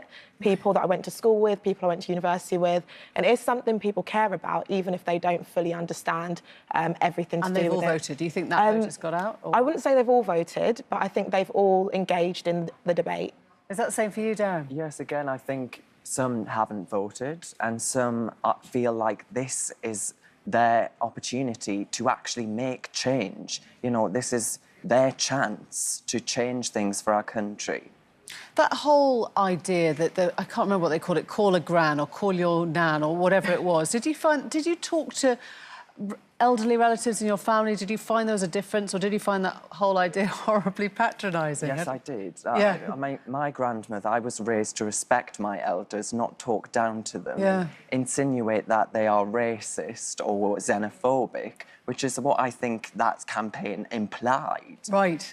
Because it was all about young people being for Remain and old people being for Brexit. People ruin your future. I think that's probably a bit extreme. I mean, there were obviously surveys that were done, and it did show that young people are more in favour of remaining. And I think that that is an issue, because at the end of the day, we'll have to live with the consequences of this referendum longer than someone like your gran, which is not to say that old people's opinions don't matter, but just that it might affect us for a longer period of time. Where did you get your information from for this? I mean, there have been so many TV debates, there's been so much campaigning, there's been so many, you know, airwave speeches, but I'm wondering if it was all online for you? Was it Twitter? Was it in the pub? I don't know what... So I don't study politics, so this was something that I took upon myself. I realised that this was such a monumental referendum. You know, this would change the direction our country goes in. So a lot of it, online, you know, researching and looking into how this would affect me personally and the country as a whole, and on the whole, deciding that it's better for us to vote Leave. I'm a little bit different to Darren. I studied politics and international relations at Warwick University, and then I did an Erasmus in Berlin on an EU programme. So I studied the European Union in depth at university, so I had a lot of information in terms of theory. But what I found quite interesting was I learned a bit more about what people's feelings about the EU are versus what the facts are. And actually, I think this is going to be a referendum that's won on perception rather than facts. Right, because there was a lot of talk about the tone of the campaign putting people off, but actually, you could argue that a really vicious, you know, or quite a nasty campaign is something that you can't miss, and the turnout has been pretty high, hasn't it? Yes, it has, but I mean, do you think that's a bad thing? Do you think it was a bad campaign? Do you think it was an energising campaign? How do you see it? I don't think it was a bad campaign. I think any campaign that gives power to individuals, you know, this is decided by the people, for the people, is a really powerful thing. And I think we should all be incredibly proud of our democracy for, you know, serving in action as it has over the past few months. Did you feel alone for your age group as a Brexiteer, or not at all? Is that a myth? Certainly an uphill battle, but we've had so many engaged young people realising that this is their once-in-a-generation chance to take back control and look forward to a brighter future. And you talked about the Erasmus scheme, obviously very much part of what the EU does. If this is Brexit, then that sort of stuff is probably behind us, right? I think it's a sad day if we do decide to leave the EU. I mean, I've talked about my experience going on Erasmus, but there's a wider debate, which is what kind of country we want to be seen as. Do we want to be seen as the kind of country that shies away from the decision-making, or do we want to be someone that takes part? We've got to leave it now because I think we're expecting Nigel Farage. David. Thank you very much. So I think we're joined by Nigel Farage. I hope we are. He's speaking. Ladies and gentlemen, supporters. Let's hear him. Dare to dream that the dawn is breaking on an independent, united kingdom.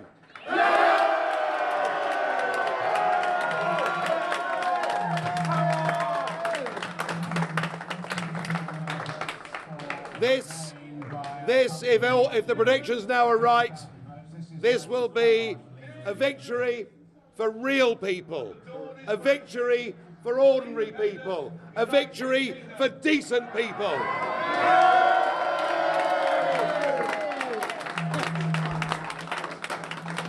We have fought against the multinationals, we fought against the big merchant banks, we fought against big politics, we fought against lies, corruption and deceit, and today, honesty, decency and belief in nation, I think now is going to win.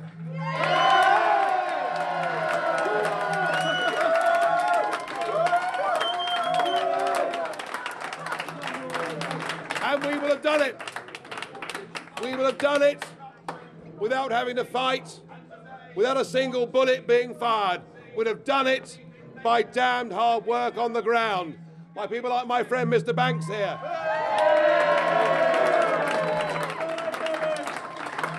And by people in the Labour Party and the Conservative Party and UKIP and of no party who've taken part in this campaign. And we'll have done it not just for ourselves, we'll have done it for the whole of Europe. I hope this victory brings down this failed project and leads us to a Europe of sovereign nation states trading together, being friends together, cooperating together, and let's get rid of the flag, the anthem, Brussels, and all that has gone wrong.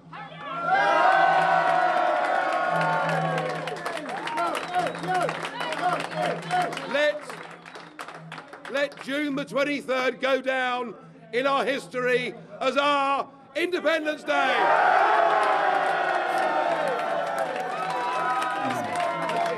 Interesting there. Nigel Farage, in effect, claiming victory for the campaign, even though he wasn't part of the official campaign. We haven't heard from the leaders of that campaign, from Michael Gove, or we haven't heard from Mr. Grayling. It's Nigel Farage actually just sort of taking command of the situation and saying that victory is theirs and all the rest of it. So, we join Justin Greening. What do you make? Do you hear Mr. Farage there, Justin Greening? I did, yes. Relishing his moment of glory. Why are things not going so well for your party and for the Remain campaign? I mean, we're making no assumptions about who's won. Yeah, and obviously this is still way too close to call. It's still comparatively early in the evening in terms of the results coming through. So I think Nigel Farage has really jumped the gun in what he's just said. But in the end, what we do know is this has been a very close-fought campaign and referendum, and it'll have a very close result. And so what we'll need to do is knit our country back together and recognise that whoever wins tonight, whichever side, probably 1 in 2 people watching this programme right now will have voted for the side that didn't come out on top. And it's really important that whatever path our country takes, first of all, that we respect the result of this referendum. This is respect for democracy as well. And I'm certainly committed to making whatever path we take work, but it has to work for the whole of our country. And I think it's way too early in the night to be calling it one way or another. What we do know is that it's incredibly tight, it's incredibly close. A lot of this is going to go down on turnout. And clearly, as we've just heard from the 2 fantastic young people who were interviewed earlier on, the engagement of young people in this referendum has been absolutely critical. And we shouldn't forget that in the end, it's their future that we're very much deciding tonight. I have to say, yes, I think your optimism may be ill-founded, but anyway, we shall see in an hour or so's time.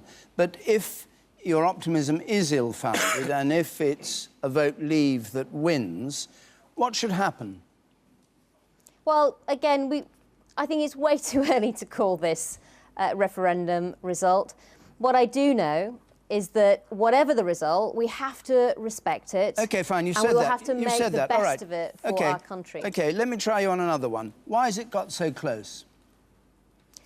We had the referendum because this is a heated debate that many people around our country have had for many, many years. There would have been no point having a referendum on a topic where people largely agreed. Everyone knows that this has been a debate that has very much divided public opinion.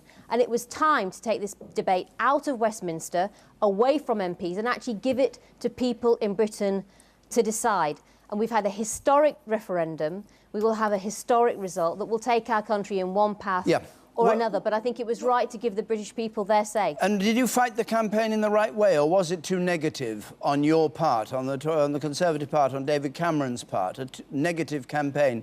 Things like George Osborne's budget threatening to put our income tax by 2p in the pound, to remove pensioners a triple lock on their pensions, all those things. Do you think people just turned away from it because it was trying by fear to force them to vote the way that David Cameron and you wanted them to vote? I think we did run a positive campaign. At the same time, though, it was important to talk to people about some of the clear risks that Britain faces with the decision of leaving the EU. And I think whoever you are interviewing now, whichever side they've been campaigning on, I think you could ask them the same question and they'd probably say, oh, the other side did Project Fear. So I think it was a hard-fought campaign. There were pros and cons of whatever choice people made, and I think both sides were very keen to obviously point those out. From my perspective, certainly within London, we ran a very positive campaign, and I think that's been responded to very well by lots of young people, and I met lots of people yesterday out campaigning, and they were voting for the first time. So I think aside from this result, I hope that one of the legacies of this referendum will be a brand new generation of young people who've become electors in the election system that we have here in the UK, and I think will hopefully shout loudly and shout for their view for our country, not just today, but in coming elections. Thank you very much, Justin Greening. Thanks for joining us at dawn, as dawn breaks over Westminster. Jeremy, shall we just have a look at these key central 40 or so counts that are going to determine or will demonstrate to us which way this is going? Sure. In general elections, we call them bellwethers, don't we? And we wondered, can we find any bellwethers in this list of 382 counting areas? About 24 hours ago, a friend said to me, is there any one moment that I should stay up for that will tell me what the result is? And I said, well, try Durham. Now, I'm not suggesting that Durham does give you the result, but let's just see why I chose that particular area. So here we have 382 counting areas. They're arranged by Euroscepticism. The deal is this: if it's a 50-50 result, the ones in the middle, we'll call them the middle 40, would go 50-50, so would be evenly split. Once the result goes towards one side or the other, to remain or to leave, the middle 40, by definition, start to shift. So let's have a look in close-up at that middle 40 now and see what it tells us. By the way, take a glance at the map. The pretty random selection of places that we're looking at here, but that's in the nature of this. So here are the middle 40 for you. And just a glance will tell you that there's a bit more blue than yellow at the top of these bars. The colour that is in has won the area is at the top of the bar. So blue for leave at the top of more bars than yellow. Now, I mentioned Durham. Why Durham? Well, Durham is in here. Let's just see where it is. I'm just trying to find it. Left-hand in. Oh, this way. OK, right. So now I mentioned Durham because quite a lot of voters in Durham. It's not just the city, it's the county council area. And it's one of these 50-50 areas which, if there is a national swing one way or the other, is going to paint this lot either blue or yellow. And Durham did go blue. But let's be a little bit more scientific. Let's take all of the 40, the middle 40, those 50-50 counting areas, and try and work out what percentage they're returning. We put them all together. Let's have a look here. So we bring on our graph. So the middle 40, those ones that would be 50-50 if the nation were to be evenly split, have come in like this. And isn't this fascinating? 52% leave, 48% to remain. So the ones that we've thought of as the bellwethers here have come in with a 4% lead to leave. So there we are. I mentioned Durham at the start. I don't know whether Durham will be borne out by events that follow. OK, hold on a second. Let's just get over these to down. you. Thanks very much. John, come on then, mark our card. Well, I think there you've got another indication of why we've been saying for quite a while now that, A, this referendum looks close. 52% is not a big victory for either side. But that, secondly, the balance of advantage in the results insofar, we've now got, getting close to 60% of the votes in, it does appear to lie with the Leave side. And that if things carry on as they have been for much longer, then I think the truth is it's going to be difficult to escape the conclusion that Leave have won. But as I say, there's still quite a lot to go. Maybe there's a few tricks up there later in the stage, but at the moment, at least, Leave are undoubtedly the favourites, and Jeremy's bellwethers shows you why. Thanks, John. Well, I'm joined here by Chuka Umunna, who's Shadow Business Secretary, and Steve Hilton, the former Prime Minister's Director of Strategy, thought to be... I won't say the Prime Minister... I think the former went in the wrong place. Yeah, I'm the former. The former Prime Minister. Prime Minister. I'm a former Shadow Business Secretary. You're a former Business Secretary, Shadow Business Secretary, and you were the Prime Minister's former Director of Strategy. David. Exactly. It's early. It's very early. It's very early in the morning, and we're at our best early in the morning. Steve Hilton, where do you stand now? Because you had an extraordinary role in this campaign. Two things you said. One is you said, if the Prime Minister were a Cabinet Minister, not Prime Minister, I know he'd have been for Leave anyway. That's his whole instinct. And the second thing you said, when they started producing government statistics showing how they'd have to change taxation, how the damage would be done, oh, these statistics, they're all made up, I know, because I used to do that stuff. Is that true? Did you mean that? I don't mean literally. Well, you said it literally. I was referring, I think, to the way in which campaigns, including those that I used to be involved in, exaggerate in order to make their point. And a specific thing that they do, which we saw in this campaign, is take a general argument, for example, you will be worse off, and in order to make that point tangible, try and put a number on it to specify, because that is just a more memorable way of putting it. That's how we ended up with the claim that you'd be exactly £4,300 worse off.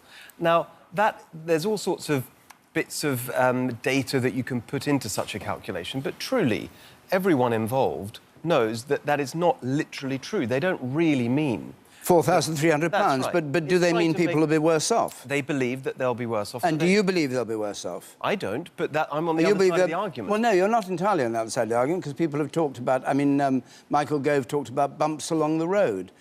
People have talked about temporary upsets and all that. You don't believe that will happen? I don't know, and I think that's the fundamental point here, which is that none of us really knows, because the future is, in the end, unpredictable. And the argument I was making all along is that the question today was, what are the circumstances for running a country that give you the best chance of helping people avoid bumps in the road, helping people to raise their living standards when we don't know what the future brings? The world changes very quickly. And my argument was, if we actually control the levers of economic power, it's more likely that we avoid those problems. And the litany of experts, which was so much reviled by Michael Gove, among others, the Bank of England, Mr. Carney, the IFS, the Treasury, all those. You concur with all that all these experts are just blathering away to know... Well, I mean, are they not doing proper sums? Are they not... What do they spend their days doing? I believe that they believe it. They believe it. But, you know, in the end, that's just one view. People... They could get rid of them all. No, they do very important jobs. But I think that people listening to that actually understood that this was not about that. This referendum was much more fundamental about how we run our country, how we govern our country.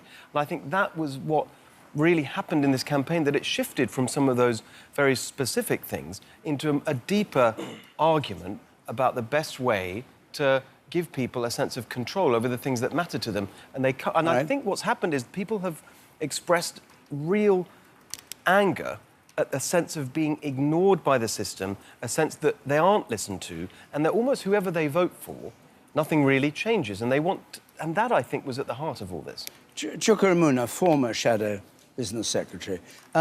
What do you make of this? Do you think all those experts were wrong? Do you think the campaign was fought on a false prospectus? No, I don't think so. And I think one of the important qualifications to make to Steve's remarks are the fragmented nature of the result. It's not going to be an overwhelming victory for whichever side wins. Look, I thought at the beginning of this campaign that it was going to be a very close result. You have to say, I agree with John, that looking at the results that have come in so far, it is not looking promising for Remain. Whatever the result is, we have to respect it, we have to listen, and we have to learn the lessons. But in you have to leave the EU. Well, that may be what is about to happen, but let's not forget. Well, it will happen, won't it, if that is the Yes, result? yes, absolutely. Yeah. If that happens, that will be what even will by transpire. one vote? Even by one vote. But you have geographical variations in how people are voting. You've got differentiations according to social class. There's definitely a generational difference here. There may be a gender difference as well. So you've got quite a fragmented society in some senses there. And that isn't just an issue for the Labour Party, that is an issue for every party. And that's why when Nigel Farage, and maybe he is being premature here, but when he gets up and when he says this is a victory for decent, honest, real, ordinary people, that tends to suggest that all the people who've just voted for us to stay don't fit into that category. Now, the challenge for us as policymakers, as politicians, is how do we knit together our society after this division? Now, I mean, there are particular issues here for the Labour Party, which I'm very happy to go into, but that, for me... Go on, then. What are the issues for the Labour Party? Well, I think for the Labour Party, there's no doubt that for part of the coalition that gets a Labour government elected, in particular, immigration trumped everything else in this debate. I don't actually think for a lot of our supporters and voters, sovereignty was quite the overwhelming issue that immigration became. And why did it become such an overwhelming issue, in spite of all the warnings of the experts that you talk about, David? It's because a lot of people felt, well, you're saying all this about the economy, but I don't actually feel I'm getting a hell of a lot from that economy at the moment. Now, many people in the Labour Party, the overwhelming majority of the Parliamentary Labour Party, by the way, are well, alive to this. And the reason that we as a party argued for us to stay in the European Union is that we didn't think the way that you deal with the issues that migration poses and all the other challenges we have, we didn't think the way you deal with that is by crashing the economy. I mean, look what has happened to the pound sterling. $1.35 to the pound, the lowest rate since 1985. Another observation is also, I mean, it'll be quite interesting to see what happens to UKIP following what people think may be the result now, because what you've kind of seen, if you like, is a takeover of the Conservative Party by UKIP. I mean, you have these big figures, Boris Johnson, Michael Gove, Ian Duncan-Smith and others, who've basically been parroting many of the same lines that Nigel Farage has been running for the last few years. But what about Jeremy Corbyn? What about the Labour Party? Why did it fail to galvanise people to vote Remain, which is what Labour Party's half-hearted policy was? I think three things. First of all, the economy argument didn't work when there are people who don't feel they have enough of a stake. So why use it? Well, you're asking why. I'm just giving you the. I mean, could Labour have done better? Is what I'm saying. Could Labour have done better? Yes, we could have done better, and we need a more credible policy, a Labour, that's true to our Labour values on immigration. And we've struggled with this. We got to a OK position going into the general election, but it didn't convince the public. And in many respects, it was an accountant's answer to a problem that isn't just economic and in the perception of our supporters, but is also a cultural issue too. And people were not clear enough about what the Labour Party's position was. We had polling evidence 2.5 to 3 weeks ago where many of our voters did not know what Labour's position was. And it'd be completely disingenuous for me to sit here and say that was not an issue and that may have compromised the Remain vote. All right, we'll come back here a moment. Let's just go to Emily and we'll come back down later on. Emily. I'm going to talk to Will Straw, who's the campaign chief for Britain Stronger in Europe. Will Straw, we heard what sounded rather like a victory speech from Nigel Farage a few moments ago. Do you concede defeat in your camp? Well, there's still, as I think John Curtis said, about 40% of results still to go. So we need to wait and see what the outcome of all of those are. But whatever the result this evening, it's clear that it's going to be very close. And it's also clear, I think, that we are in a very divided country. Effectively, as the results we've been seeing this evening, big victories for Remain in London, parts of Scotland, some other big cities, and then big wins for Leave in many parts of England and Wales. So I think there is a real need, whatever the result, for both sides to accept it and to think about how we can come together as a country in what will, I think, be challenging times, whatever happens. Yeah, I mean, Wales as a whole went Leave, and it sounds as if Birmingham is going Leave. Would you say that the campaign has gone badly wrong? Well, let's wait and see what the result is. I'm proud of the campaign we ran. Today, right around the country, we had thousands of volunteers passionately believing in the case for remaining in the European Union, making that case in their communities and trying to persuade people to get to the polls. So what let's didn't see work what then? happens. I mean, from what we know so far then, clearly, you know, if Wales has gone for leave, you've lost a whole country in the UK. What didn't work for your campaign? Was there too much David Cameron, too much George Osborne? Do you wish you'd done it differently as Labour? Well, let's wait and see what the final result is. But given how narrow it is, I think this is definitely a wake-up call for political and economic elites. The arguments that have been made about the benefits of being in the European Union and the risks of leaving clearly haven't worked as well as we would have liked. Otherwise, we would be several points ahead. But I think we will find out in the days and weeks ahead, if indeed we have voted to leave, whether those warnings were true or not. It's funny though, isn't it, to talk of a wake-up call at this point. You know, you've already seen UKIP doing well from 2013 onwards. Why is Labour still talking about a wake-up call 3 years after your voters have already told you what they feel on so many of these issues like immigration? Well, I think the truth is that in different parts of the country, people have different issues that they care about. And what we tried to do in this campaign was to set out the benefits for people, economically, for Britain's place in the world, from remaining in the European Union and the risks that they would be lost. We tried to confront the Leave campaign on what we thought were the misinformation that they were spreading on immigration in particular. I thought that was done very well at the BBC debate at Wembley earlier this week. But as I say, I mean, it's still very close. There is still more results to come. But the country is divided, and this is a very, very close result. So there's clearly going to be a lot of reflection that I think all sides of politics will have to do when the dust has settled tomorrow. If it does come down to a percentage point or so, do you see any possibility of a second referendum? Is that something that you would push for, or would you accept a result for leave? No, I think whatever the result, we have to accept that. This has been a democratic process. There's clearly been very high turnout across the country, and it's important that the decision is respected. But of course, in a referendum like this, the consequences of people's decisions are also theirs, and we will see in the days and weeks ahead, depending on what the outcome is, whether those warnings from economic experts do come to pass. And I think it is striking that already the pound has plummeted to $1.35. I think Chakrabarti was saying the lowest it's been since, or the fastest drop since the 1980s. So there's clearly going to be a huge amount to unpack. But as I say, I mean, there are still a number of results still to come in. Just briefly, because Chakrabarti said you have to be true to our Labour values on immigration, and many of your supporters would not know what that means. What are true Labour values on immigration? Well, what we've tried to do in this campaign when talking about immigration is to recognise this is a big issue for people up and down the country. That, I think, is very clear, but that there are also a lot of positives that we get from having people come to this country from the EU and elsewhere, the benefits that it brings to the National Health Service. And indeed, if we do decide to leave the EU, that there'll be consequences for Brits, and we'll find out if indeed we have voted to leave, what those consequences might be. So that's the argument that we've been making. It's now for the political parties to think about whether there are different policies they want to propose on immigration. But I think, again, if we have voted to leave, what we will spend our time doing over the next several years is working out how we unpick our relationship with the EU. This is not going to be something that happens overnight. We know that there is this Article 50 process that would have to be triggered.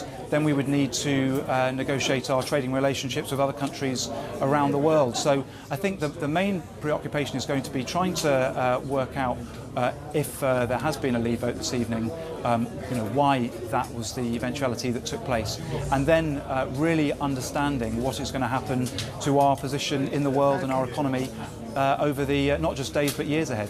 Will Straw, thank you very much.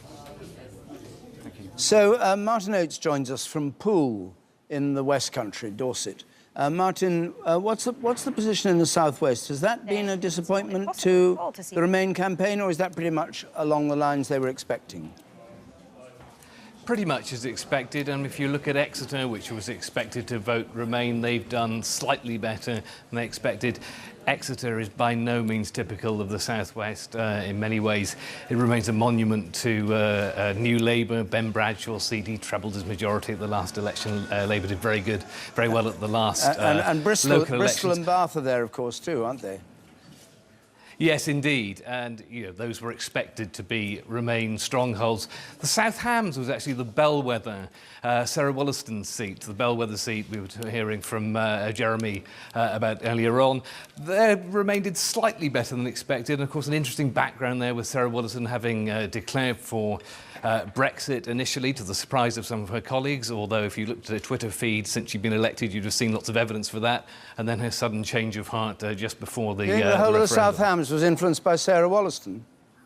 I rather doubt that. No, I'm not saying that at all. There's a very interesting demographic there because you've got the enormous fishing port of Brixham, which I think you probably know well, and then the town of Totnes itself, which is the main urban centre, which has got a different profile, affluent, educated. We've been hearing about these potential differences in demographics, so an interesting seat. And what else have we got to come from the South West? Are we there now? Is it home and dry? Have we had everything in? We're waiting. We're waiting for Cornwall, which will be an interesting one. There's been a lot of interest in Cornwall nationally throughout this campaign because Cornwall's received hundreds of millions of pounds of European aid. In fact, there's nowhere in England. There's a bit of Wales which has received that level of funding. There's always been this sense, though, that nonetheless Cornwall's very, very Eurosceptic. We should know very shortly whether that's true or not. I mean, mainly because of fishing. Give us back our fish.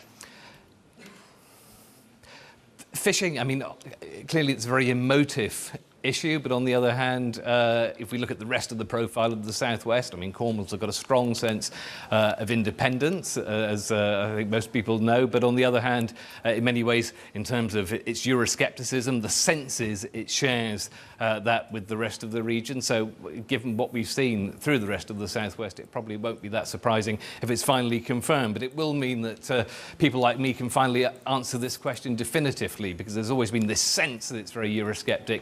There's never really been any solid proof of that. Martin, thank you very much indeed.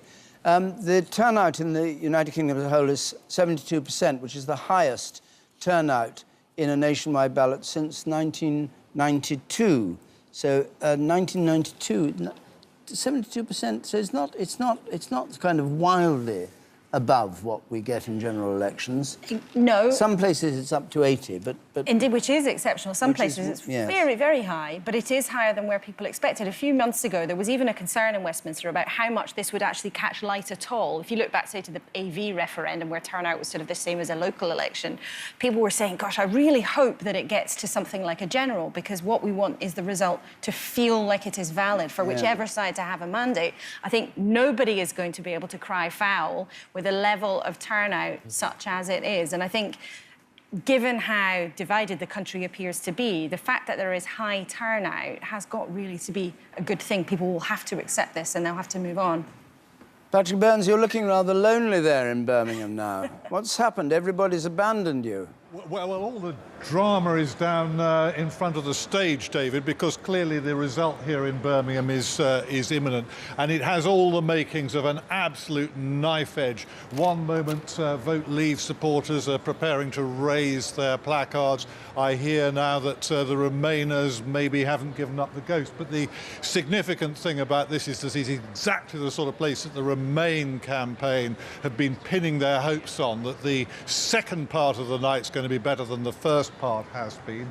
This single biggest local area count anywhere in mainland Britain, 700,000 voters in the city of Birmingham. And the very fact that this is such a close-run thing speaks volumes, because at the beginning of the evening there was a sort of general expectation that there would be a very comfortable victory for the Remain campaign. I was talking to a Labour MEP who was very sort of jaunty and optimistic about it, and then a little bit later on she, without me even asking, told me that her earlier optimism had evaporated. Another local MP said that whatever the outcome of this in the end, it's exposed the tensions between one region and another, the tensions within the United Kingdom, and there's going to be a sense of real resentment, come what may, either way, given the outcome. Clearly, this result in Birmingham is coming up any moment now. One thing I can absolutely assure you is going to be very, very close, David. Thank you. Well, we'll come back to you as soon as it comes through. Patrick Burns saying this feeling of resentment on one side or the other. Do you think that's true? I think that well, I think it's true. I think it's really important we try and avoid it in that sense. I was a little disappointed, probably more than a little, with what we heard from Nigel Farage earlier, because it felt to me not just that the timing of that was wrong, because I think it is too early to be so clear about things, but much more importantly, the tone of it. But what, are you surprised? Well, hang on a second. I just think that I'm very excited by what's happened. This is a great move forward, I think, for the country, and will have a really big impact around the world as well, in a positive direction, in terms of people feeling that they can assert their sovereignty. But it's also a really serious moment. It's not a time, I think, for shouting and jumping up and down in that way. I think it's really important that we recognise this is a really big decision, something really momentous. Yes. Looks like it might be about to happen. Do you think your friend, or perhaps I should say former friend, David Cameron, can remain Prime Minister and carry through the consequences of this vote? And Definitely. go back to Europe Yeah. and negotiate on behalf of a... I really do. I'm not just saying that because I want It's a humiliation for him. Look, I think that he's someone who takes very seriously his duty as Prime Minister to be a steward of the nation's affairs. This is going to be a really big moment where I think this is exactly the kind of thing where he will want to make sure that the country is in safe hands. And I think that he himself, although he's lost this argument, it looks like, although, again, it's a little early to be certain of that, he was saying not that long ago that we can prosper and flourish outside the EU. I think that he is the best person to lead us in what will be a very, very but he won't know which direction to go in, will he? Because his whole argument has been about the necessity of staying in the EU. You can't then suddenly start arguing about the necessity of leaving the EU. Well, I mean, you're right. But that argument is over, frankly, because we had the vote today. So it's no longer about whether, it will be about how. And I think that he will be able to... He's the one who's in the best position to do that well. But by the very least, Steve Hilton, surely his time in office, the timetable will be shortened and curtailed. Certainly, ministers, MPs are split on whether or not he'd have to go immediately. But what everybody agrees on privately is that his timetable is shortened, no? I don't really understand why that needs to be the case. He was elected last year for a full term, and that... knowing that there'd be this referendum, there were no conditions attached to that.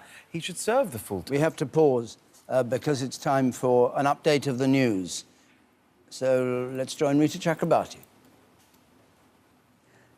Thank you, David. Well, with more than half the votes counted in the UK's referendum on the EU, it's looking increasingly possible that the Leave camp has built up a clear lead.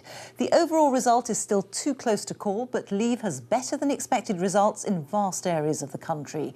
Remain has had good results in London, Scotland and Northern Ireland. Here's our political correspondent, El Nagania, and her report contains some flash photography. Moments after polls closed, and in Sunderland, the traditional race to be the first to complete their count. And it wasn't long before Leave marked a huge win here, with 61%. Ladies and gentlemen... Across the northeast, results soon showed Leave doing consistently better than predicted. A big win in Hartlepool, and pushing Remain into a narrow victory in Newcastle. 65,404. A much smaller win than expected. Votes cast in favour of Leave. Away from the north of England, in Basildon in Essex, another big win for Leave. And another count with a big turnout at 74%. And in Flintshire, just as across much of Wales, voters are backing Brexit. But in Edinburgh, the Remain campaign secured a big win. And there was good news for Remain in the London borough of Lambeth, with 79%, a much better result than expected. By 2 a.m, the result was still looking very tight indeed. I think it's going to be extremely close. And there is a disaffected vote. and it's disaffected with politics overall, disaffected with Westminster politics in particular.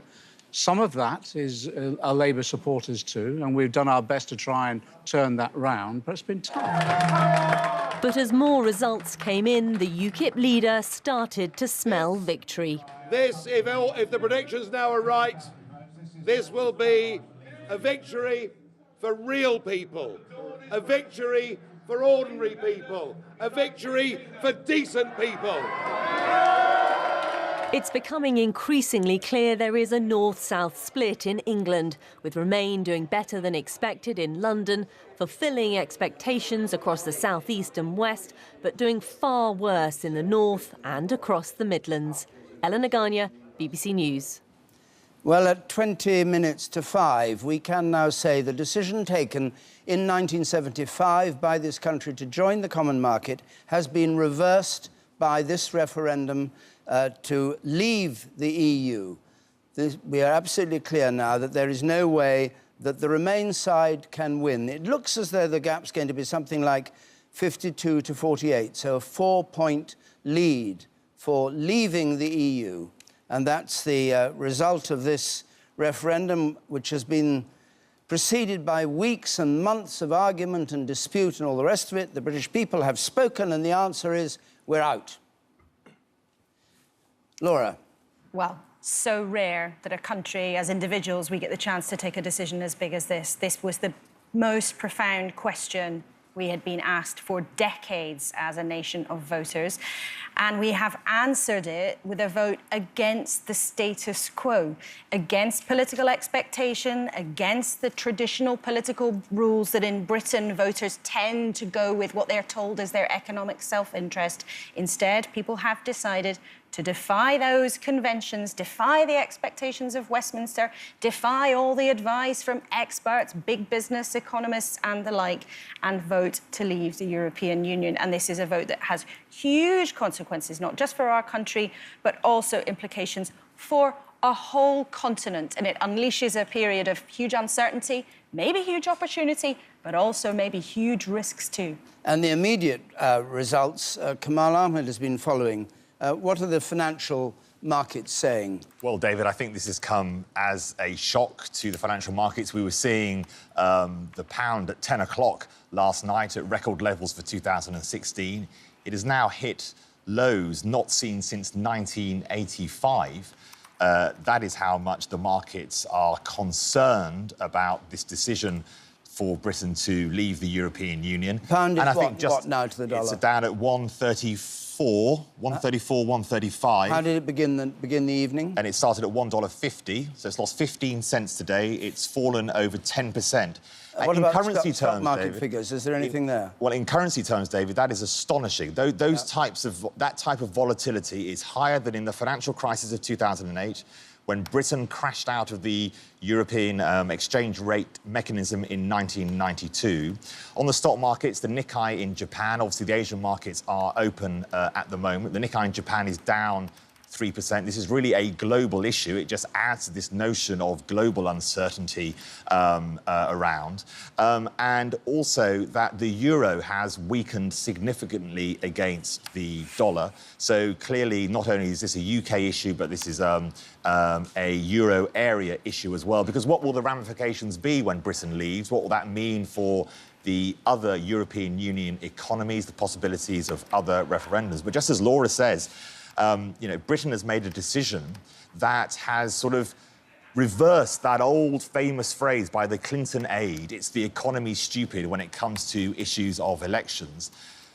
People have said they don't care what they've been told about the economy, what the reaction may or may not be. You may just have a different view on the economy from the experts. Or they may have a different view. And like I think, Steve frankly, Hilton, as well, they may believe it's going to be better. Well, I think as well, David, I think a big point which I think has been underestimated by what might be described as the establishment. In 2008, nobody predicted, or very few people predicted, that people might not be able to go to their ATM and get out their own cash out of a bank.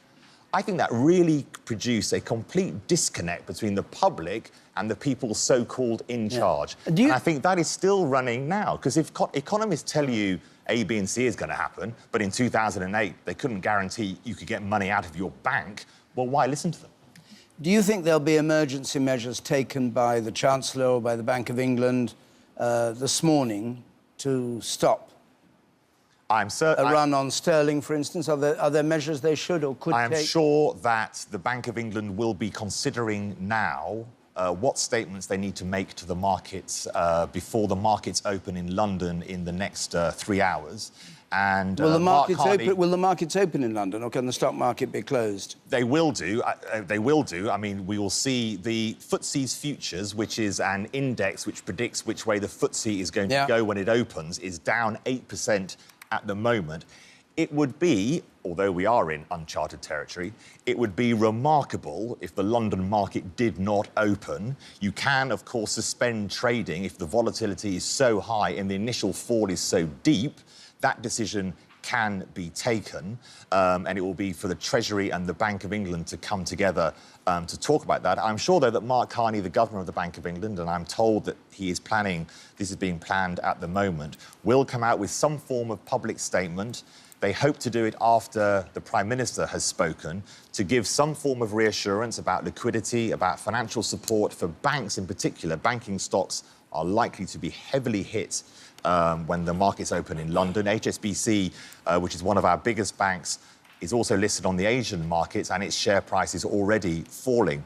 Why does this really matter to people? It's quite interesting. I'm getting quite a lot of tweets from businesses saying, I buy in dollars from, from suppliers from abroad, and therefore my costs are going to go up hugely because of this. So on one side, it will be bad for some businesses, but of course, if sterling falls markedly, that is very good for British exports. We've always struggled in the export market. So although economically there are pluses and minuses to what is happening, in terms of the currency, they clearly were far too complacent at 10 o'clock last night about which way this vote was going to go, and they are now desperately trying to change their position on sterling, because sterling, I'm sure, is going to have a pretty torrid time on the markets all day and with today. some holidays coming along, it's not much fun for people planning to go abroad on holiday. They're going to find their pound doesn't go very far. Those people who were queuing outside currency exchanges yesterday to buy their euros were pretty smart. John Curtis. Well, I think you're expressing a degree of surprise about the fact that a majority of people voted to leave, even though they were given the warnings about the economic consequences. Well, I think one thing one needs to realise is that it was only ever the case that a plurality of people, not a majority of people, a plurality of people felt that the economy would suffer as a result of leaving, and that many of the people who were saying they were going to vote for leave were just saying, look, it's not going to make much difference. Conversely, however, on the other crucial issue of this referendum, a majority of people felt that A, immigration is currently too high, and B, that leaving the European Union would result in it falling.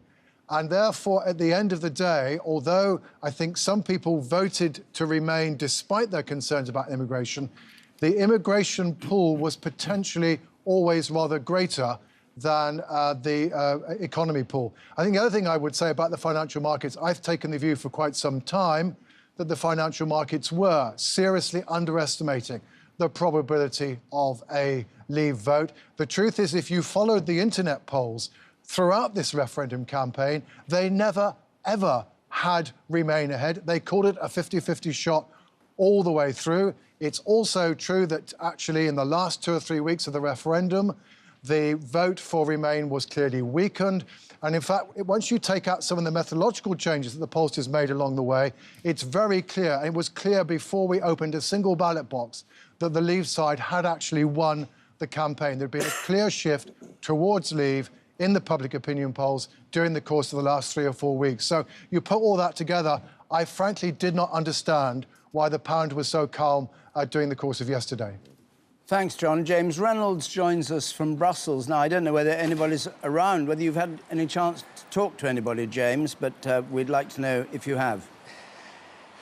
They're all hunkering down at the moment, David. It's almost like a giant Brexit-coloured wrecking ball is about to swath its way through the Berlaymont building. So I would imagine that Eurocrats at the moment are getting ready for the day of their lives. Carl Bildt, one of the most outspoken, high-profile European diplomats, has been almost one of the only ones speaking in the last hour or so. He said that Europe now faces immediate turmoil and possible long-term uncertainty.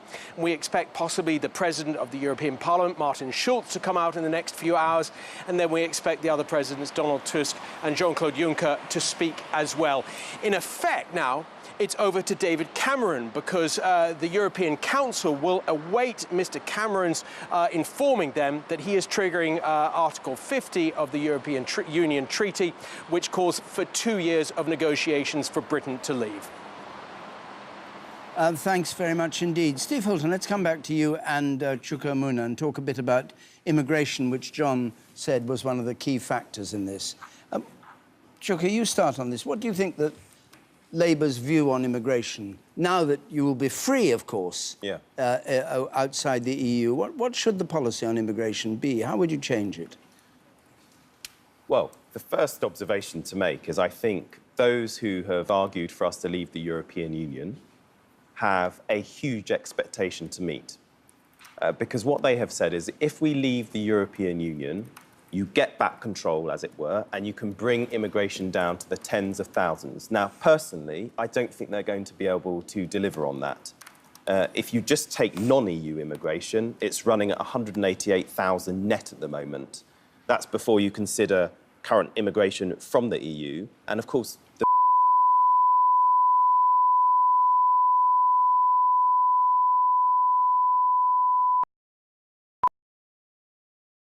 Vote Leave campaign's policy is to keep the current European citizens living here. So I don't see how they're going to be able to deliver on that. In fact, I don't see how they're going to be able to deliver on a lot of the things, because they've also, people have also been told if we leave the European Union, that's going to lead to huge increases in public service investment. I don't see how that is going to happen, given the track record of many of the people who are saying this, is to cut our services. Now, our investment in our services. In terms of immigration, look, I think we need a much better debate about this. On the one hand, there is this kind of suggestion that still just get rid of the EU immigrants and all of our problems will be solved. And clearly, as I've just said, I don't think that is going to happen. On the other end, you have people who say, look, immigration overwhelmingly has been a good thing for society. Just look at the economic data. I don't agree with that either. I think we have got to look at the way free movement operates within the EU now. Maybe we're not going to have to look at that anymore. In fact, we definitely won't have to look at that anymore in that sense, because we're not going to be in the European Union, so it would seem.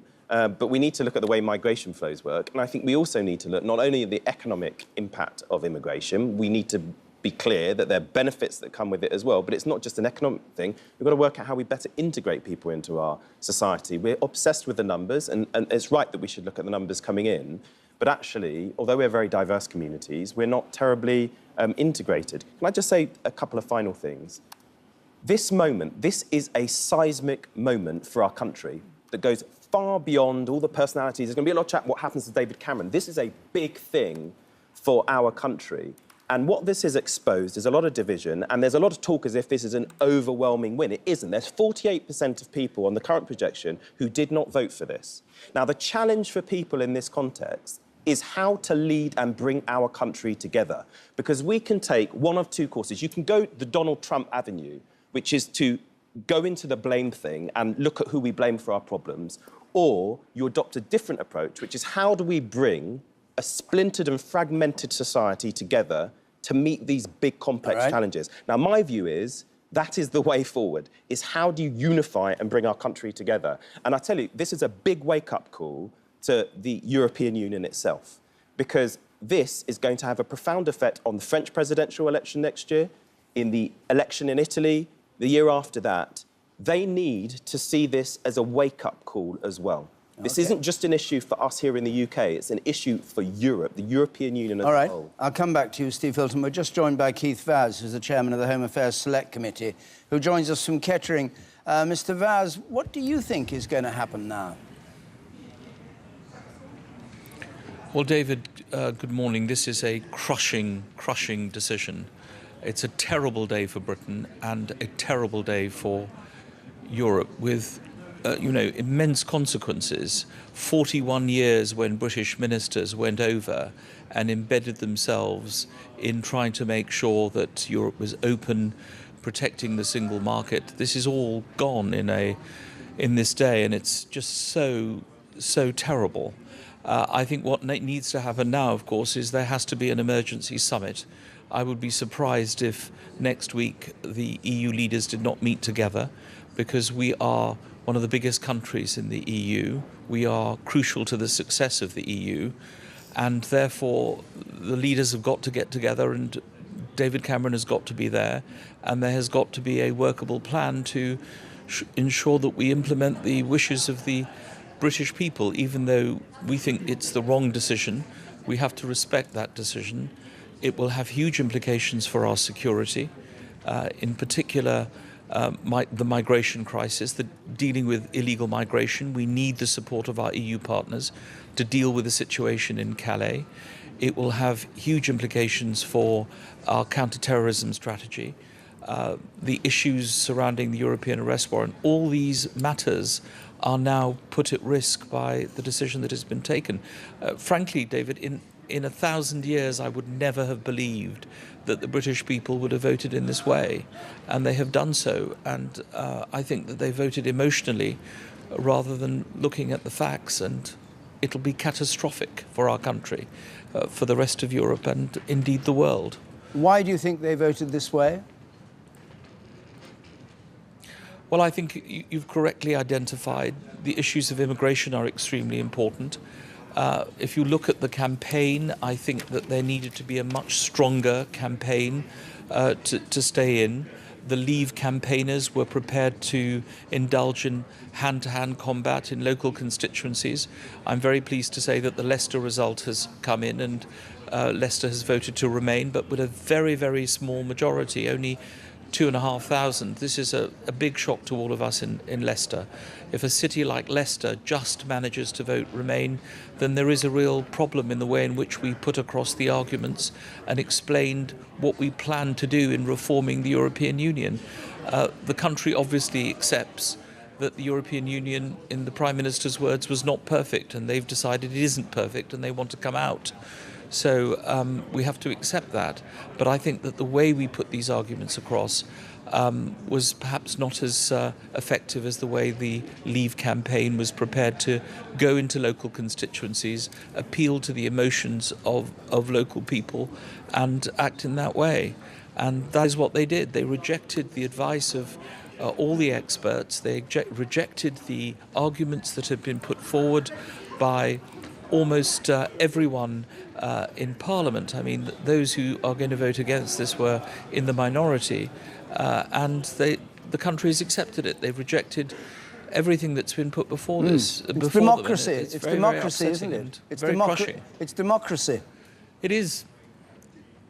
Absolutely, it is democracy, and that's why I'm saying that we have to respect this decision, but we have to act in the best interests of our country.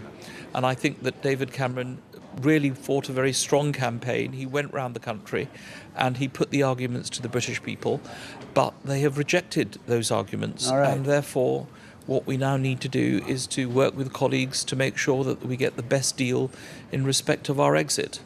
Keith Vowes, thank you very Words much. I never thought I would ever say.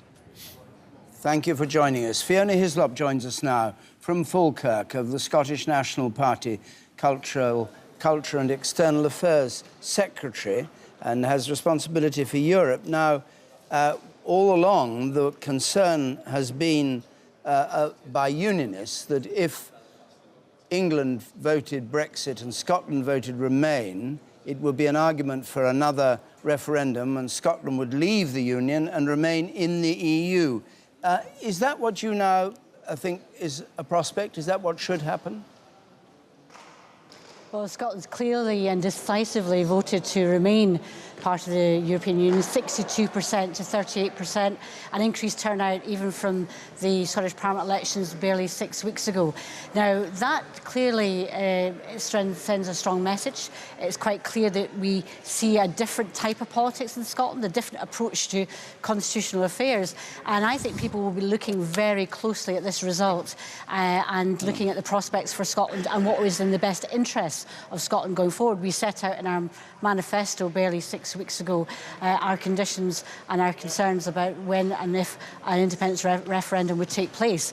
But the reaction from people, many of whom will have voted no to Scottish independence less than 2 years ago, on the premise, quite falsely from David Cameron, that somehow we wouldn't be part of the European membership, should be looking very closely and reappraising their situation just now. So I think the reaction from Scotland will be strong. It's been strong tonight, but we'll see it the next few days as we obviously see the final result playing out. So you certainly wouldn't... Well, the final result, I think, is fairly clear. There seems to be something like a 4-point or so between them. But Nicola Sturgeon says that when it becomes clear, let's just see her quotation, her remarks, while the overall result remains to be declared, well, we're nearly there, the vote makes clear that the people of Scotland see their future as part of the European Union. The process for that, what would that be?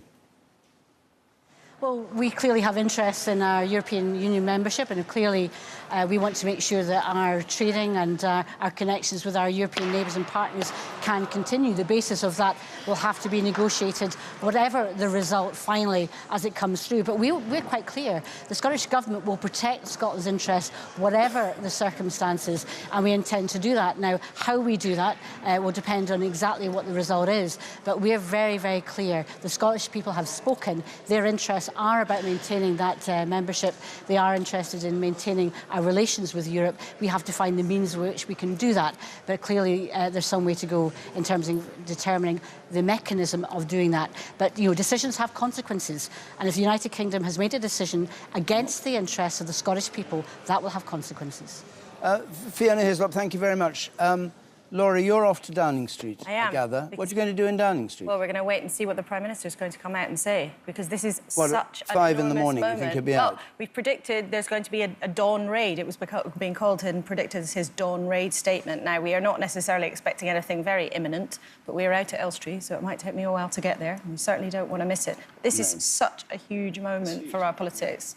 This is certainly the biggest political decision we've taken in my lifetime, probably the biggest political decision we will take in my whole lifetime. This has implications for absolutely everything, for our economy, for immigration policy, for our place in the world, for good or for ill. This decision will define our politics for years to come. But of course, one of the most pressing immediate issues is what it means for David Cameron's time in office. There's a tension there between whether or not this huge defeat, a huge snub for his personal authority, drives him out of office, or whether or not he feels that pull that Steve Hilton was suggesting, that at a tumultuous time, it's his responsibility to fight to stay on, to try to give an impression of calm, at least, while this decision sinks in around the world and around the country. Well, you be off to Downing Street, and we'll hear from you there. Very shortly from there, depending how quickly I can get there. OK. Thank you very much Pleasure. indeed. Laura. Talk to you soon.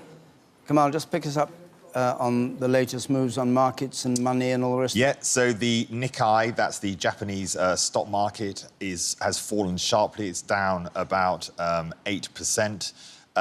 We've seen the pound as being down now, flirting with levels not seen since 1985. As I said before, David, what's called FTSE Futures, so that's an index that predicts where the FTSE 100 in London will go once it opens in 3 hours' time. That's down 7%. I mean, just touches on this point, as Laura was saying, this is a global issue. The euro itself has fallen towards parity with the dollar, so the euro currency is also being sold. There's a real flight to safety, I think it's called. So people are moving towards the dollar. Gold has gone up by 7% today. I just think that the uncertainty that this creates will create this very volatile day on the markets and will mean that for the next 24 hours, certainly, and certainly for the next few days, as the markets try and digest something that, frankly, they didn't believe was going to happen, will be astonishingly volatile. And I'm sure that, well, of course, George Osborne, whilst he remains as Chancellor, Mark Carney, the Governor of the Bank of England, will be in discussion about how they can provide at least a degree of reassurance that volatility doesn't spiral into anything worse within the UK economy. OK. Steve Hilton, you heard Keith Vaz from the Home Affairs Committee really moved, speaking as though the earth has dropped beneath his feet, that the whole world has changed in a trice, and worried about the effects of it. Do you think it's as seismic an event as that? I do. Yes. I share the emotion, in a sense, but in the other direction. I think it's an absolutely stunning result, but one that has huge opportunity for our country and indeed the world. But I think we've got to make the most of it now. That's the most important thing. And I agree with absolutely everything Chaka said earlier about really using this as a wake-up call to address some of those problems that have been festering for so long and I think have led to this result. And it's not just the last few years. I think it goes back decades, actually. This sense of people losing control, about power going into fewer and fewer hands, not just in relation to government and politics, but in the economy too, with big businesses operating around the world and being callous about the impact of their decisions on real people's lives. I think that's what this vote is all about. It's a rejection of all of that, and I think we've got to really take it seriously. But Steve, I think the interesting thing about this take control argument that has been made by many who've advocated us leaving the European Union is the idea is to take back control to the UK state. But most of the people who've been making the argument do not believe in active government, in the economy, in terms of interventions to make and try and shape the global economy so it better delivers for people. And that's why I think there's a slight... I mean, there'll be lots of interpretation on this. You see it as a constitutional power thing. I think there's definitely that. But I think ultimately, why is it that immigration has prevailed and been such a potent issue? Is because you've got an economy that people don't think is working for them.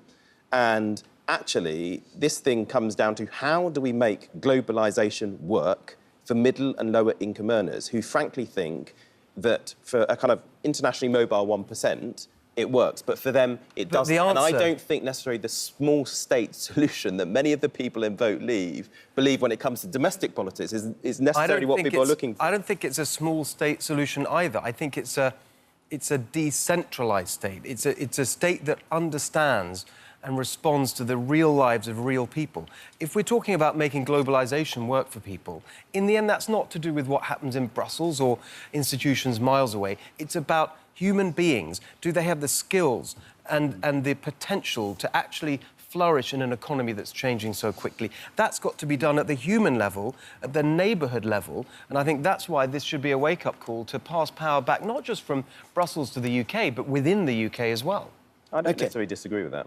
All right. Well, in terms of the need to decentralise power and give people more power, and that's not just going to the town hall, but going to people.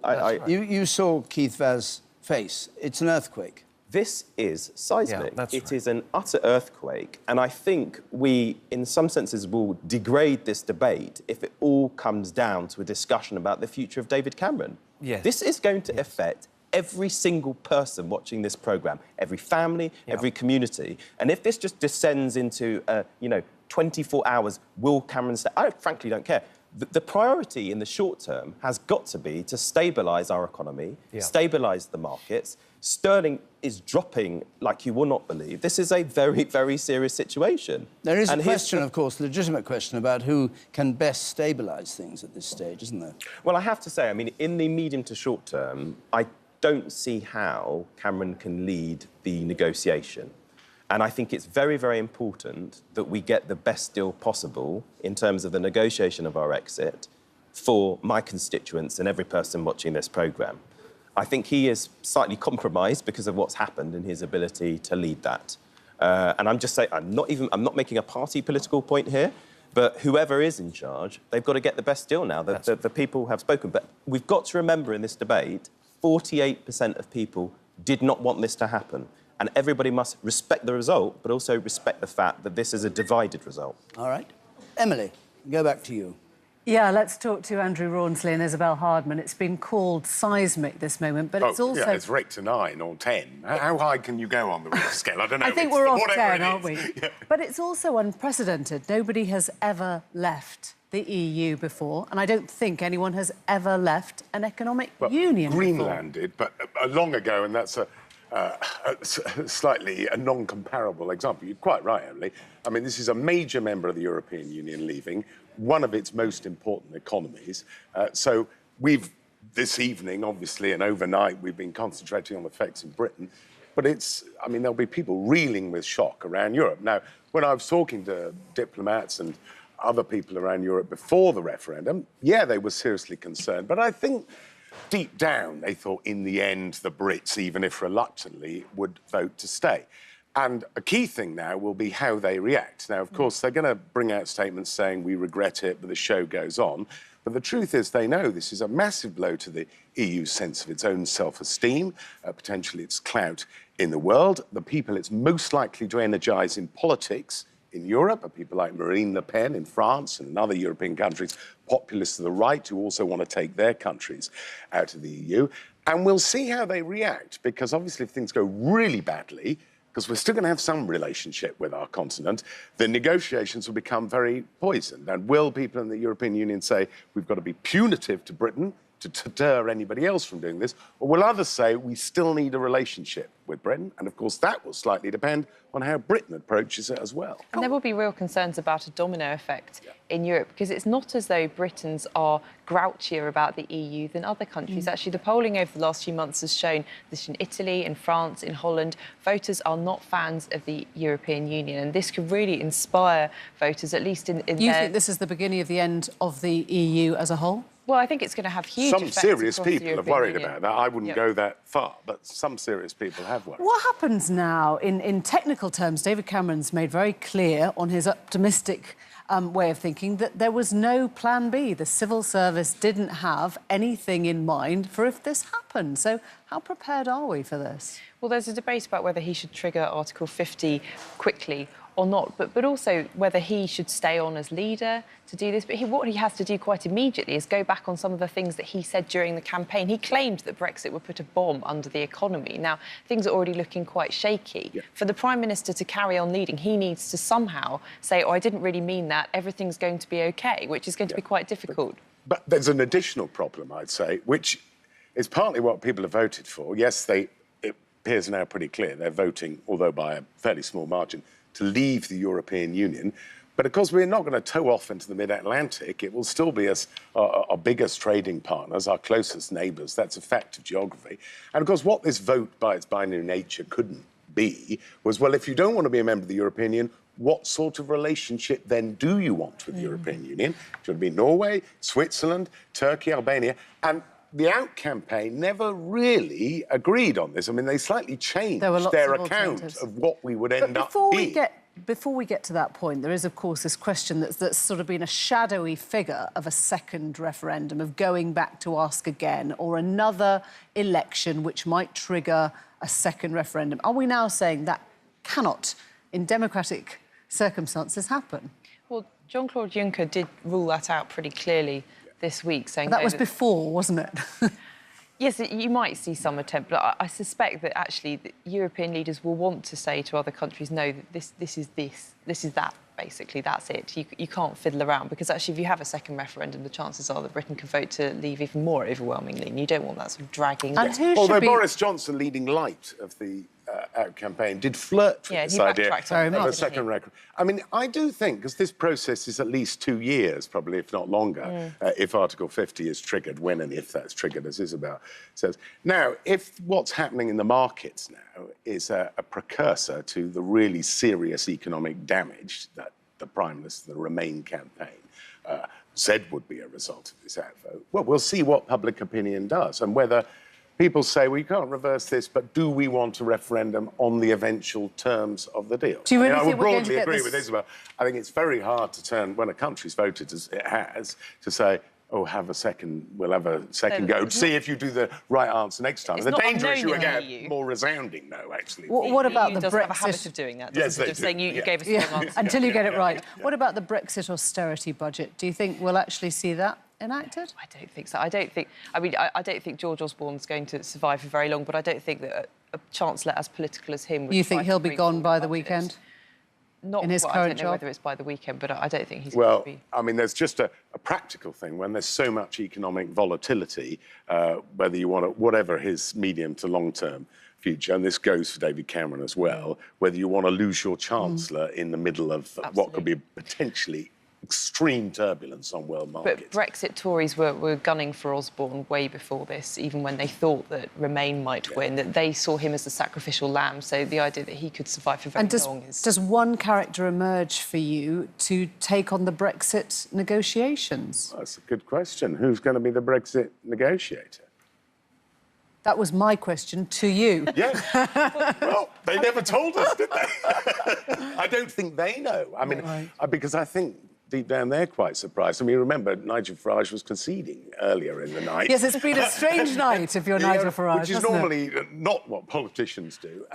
No, I'm not. I mean, there are big questions for them now because their huge responsibility is descending. So is it your sense that they were never quite expecting to win this? It was just meant to be a sort of an insurgent rallying cry? No, I think there were lots of true believers in the Leave camp who always thought this was possible. But I think you've got two key figures here, which are Boris Johnson and Michael Gove, who've actually had very good campaigns, obviously. They won, so they become the establishment that they railed about the last few months. And the experts. The experts. Thank you both. David.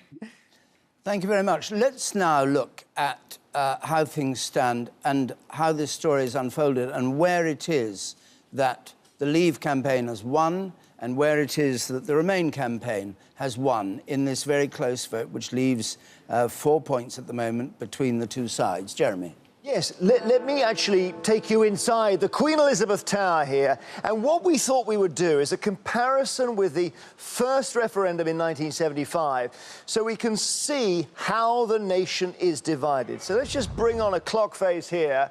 And this is, I guess, as close as we get to a swingometer in a referendum night. This is England in 75.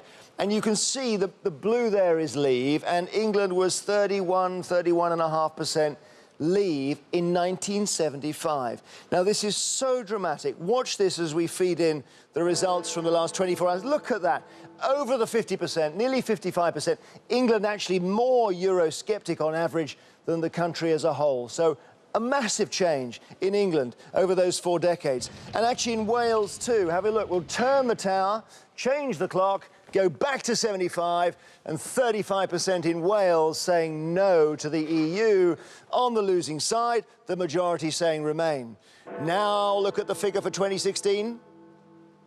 Here it comes, and again it's over 50%, so Wales much more Eurosceptic than it was in 1975. So England and Wales very similar. But now the story changes. If you look at Northern Ireland in 1975, you see quite a high level of Eurosceptic voting in that referendum, very conservative part of the country back then, nearly 50% against. They've actually become more inclined towards the EU in the last 4 decades, and the Leave voters dropped there to below 45%, so Remain then on the increase in Northern Ireland, we learn in the last 24 hours. And Scotland also, the same sentiment. So in 75, this was the Leave vote, 41%. In 2016, it drops back. And you have this extraordinary situation where, as one Scottish politician was saying earlier, you're told to stay in the UK to remain in the EU. You stay in the UK, it has the reverse effect, with parts of England effectively pulling Scotland out of the EU. So it's very dramatic, isn't it? Northern Ireland and Scotland becoming more enthusiastic about the European Union. Wales and England, over the last 40 years, dramatically more sceptical. Thanks very much. We've got a comment from Paddy Ashdown, Lord Ashdown, who was with us earlier, who just says, Lord, God help our country, his tweet. And we're joined by Neil Hamilton, who's the leader of UKIP in the Welsh Assembly. So, Mr. Hamilton, you've won. What do you think should happen now? Well, the government's now got to take control. The things that we've given away to Brussels, we've got to take back again. And most particularly, they've got to work on a credible system for immigration control. We've got to get back our seat on the World Trade Organization so that we can take control of the tariffs and so on. So, for example, in the steel industry in Port Talbot, we can impose tariffs against steel which is dumped on our markets by the Chinese at way below cost. There's so many things which in the short term the government has to do. But in the longer term, obviously, we've got to disentangle ourselves from the morass of regulation and legislation that we've accumulated over 40 years. That isn't going to happen overnight. Well, what's the timescale of this? What's the timescale in your view? What should happen tomorrow and next week? Well, I think the government should first of all give the EU notice that it's invoking Article 50 of the Lisbon Treaty, which begins the process of negotiation as to our future trading relationship with the EU. We are free traders. We want to continue to have full access to the single market on the same basis as we have now, and that would be hugely in the EU's interest because we have a massive trade deficit with them. So we need to resolve that uncertainty, and that's a matter of great importance, and they should move on that very quickly. And how soon do you think that the control of immigration, once you're not subject to EU freedom of movements, should take place? I think that could happen quite quickly too. What does quite quickly mean? Well, I don't know what the administrative complications are in the short term in terms of recruitment and design of an Australian-style points-based system, but that's something which I would have thought could be designed and put together in 12 months or less. Do you think this is Farage's victory because you're a UKIP yes. member? You think it's his doing? Oh, absolutely. UKIP would not be where it is today but for Nigel Farage's vision and his dynamism. And we would not have had the referendum without that. So let's be under no illusions whatsoever that, this is his victory first and foremost. I want to talk to Caroline Lucas, who's just joined us, but Andrea Leadsom, as a Conservative MP, somebody who, an Energy Minister, Leadsom, you were at that great debate at Wembley. Are you surprised this happened? No, I'm not surprised. I think it's a fantastic opportunity for the UK. I really do. I'm so excited about it. I'm not at all surprised. I think in talking to people, in going about doing rallies and so on, it was very clear that people have just had enough. They've had enough of being told what to do. But really importantly as well, they just didn't buy all the kind of fear-mongering, scaremongering. But look, let's look ahead. How quickly would you like to see the government act? Would you like Article 50 to be invoked immediately in Brussels? Would you like do you envisage the possibility of immigration being cut immediately as a result of this vote? I think what we now will want to do is to take a calm and rational look at exactly what the next steps are. And invoking Article 50 is one opportunity. There are other alternatives. What are the alternatives? Well, as Bill Cash said, you could have a separate negotiation. It doesn't have to be through Article 50. When Greenland left the EU, Article 50 didn't exist, so they didn't use Article 50. It's perfectly possible to have a bilateral agreement with the European Union and to make different arrangements. So I think what we need to do is to calmly reflect on what the alternatives are, but at the same time to look at the possibilities of a presumption of continuity for the free trade agreements that we're already party to as a member of the EU, and all of the trade negotiations both with the EU and with other countries that at the moment we are unable to trade with directly. But all right, you're the Chancellor of the Exchequer. The markets are tumbling, sterling's falling. What do you do immediately? Well, we need to be, as I say, calm reflection. How can you have calm reflection when the world is falling about your... Because actually the world isn't falling about your feet. And actually, I really regret when people say those things. Markets are volatile. We've just had a period of extraordinary scaremongering, really quite extraordinarily, trying to up the ante on volatility in the market. And as we know, the market will always position itself to try and take profit from something like this. They got it wrong, and now there's a very big surprise. And so it's perfectly likely that there will be some volatility, but our fundamentals in our economy remain very strong. And, I've been 30 years in financial services. I lived through the ERM crisis and certainly the 2008 crisis and the Barings Bank crisis. The fundamentals in our economy are extraordinarily strong. And if we keep calm and if we take measured decisions and don't rush into things, then it will be fine. And it's a superb opportunity for the UK. OK, I just wondered, Andrew, what you thought should happen first thing in the morning, when the markets open here. I think you're absolutely right that the fundamentals haven't changed particularly from yesterday to today. But if the markets are absolutely in free fall and much more aggressively than 2008 financial crisis and the ERM, what should the Treasury actually do with the Bank of England? Well, the Bank of England has tools at its disposal, and I'm quite sure that the Bank of England will be looking to see what, if any, steps they need to take. But I do think that what we do need is calm, measured discussion. We haven't had that for the last few weeks. But the markets may not wait. The markets may not wait. Well, they're not going to wait for you. You've seen the volatility this morning, overnight. We need calm, measured discussion this morning. So, you know, the markets, of course, will react with the uncertainty, as you've been saying throughout the night. But it's uncertainty. It doesn't mean that the economic fundamentals have changed. There are huge opportunities for the UK economy of leaving the EU, and it is a case of calm, measured reflection on the fact that this is fine and this is a very big decision, but there are easy steps that we can take to put ourselves back in control, that we can calm the markets and avoid that kind of destabilising effect. Well, listening to you is Caroline Lucas of the Green Party, MP for the Green Party. Caroline Lucas, how have you reacted to this news of the democratic will of the British people who've decided they want to leave the EU? Well, I think this is an absolutely devastating result. Personally, I feel pretty heartbroken.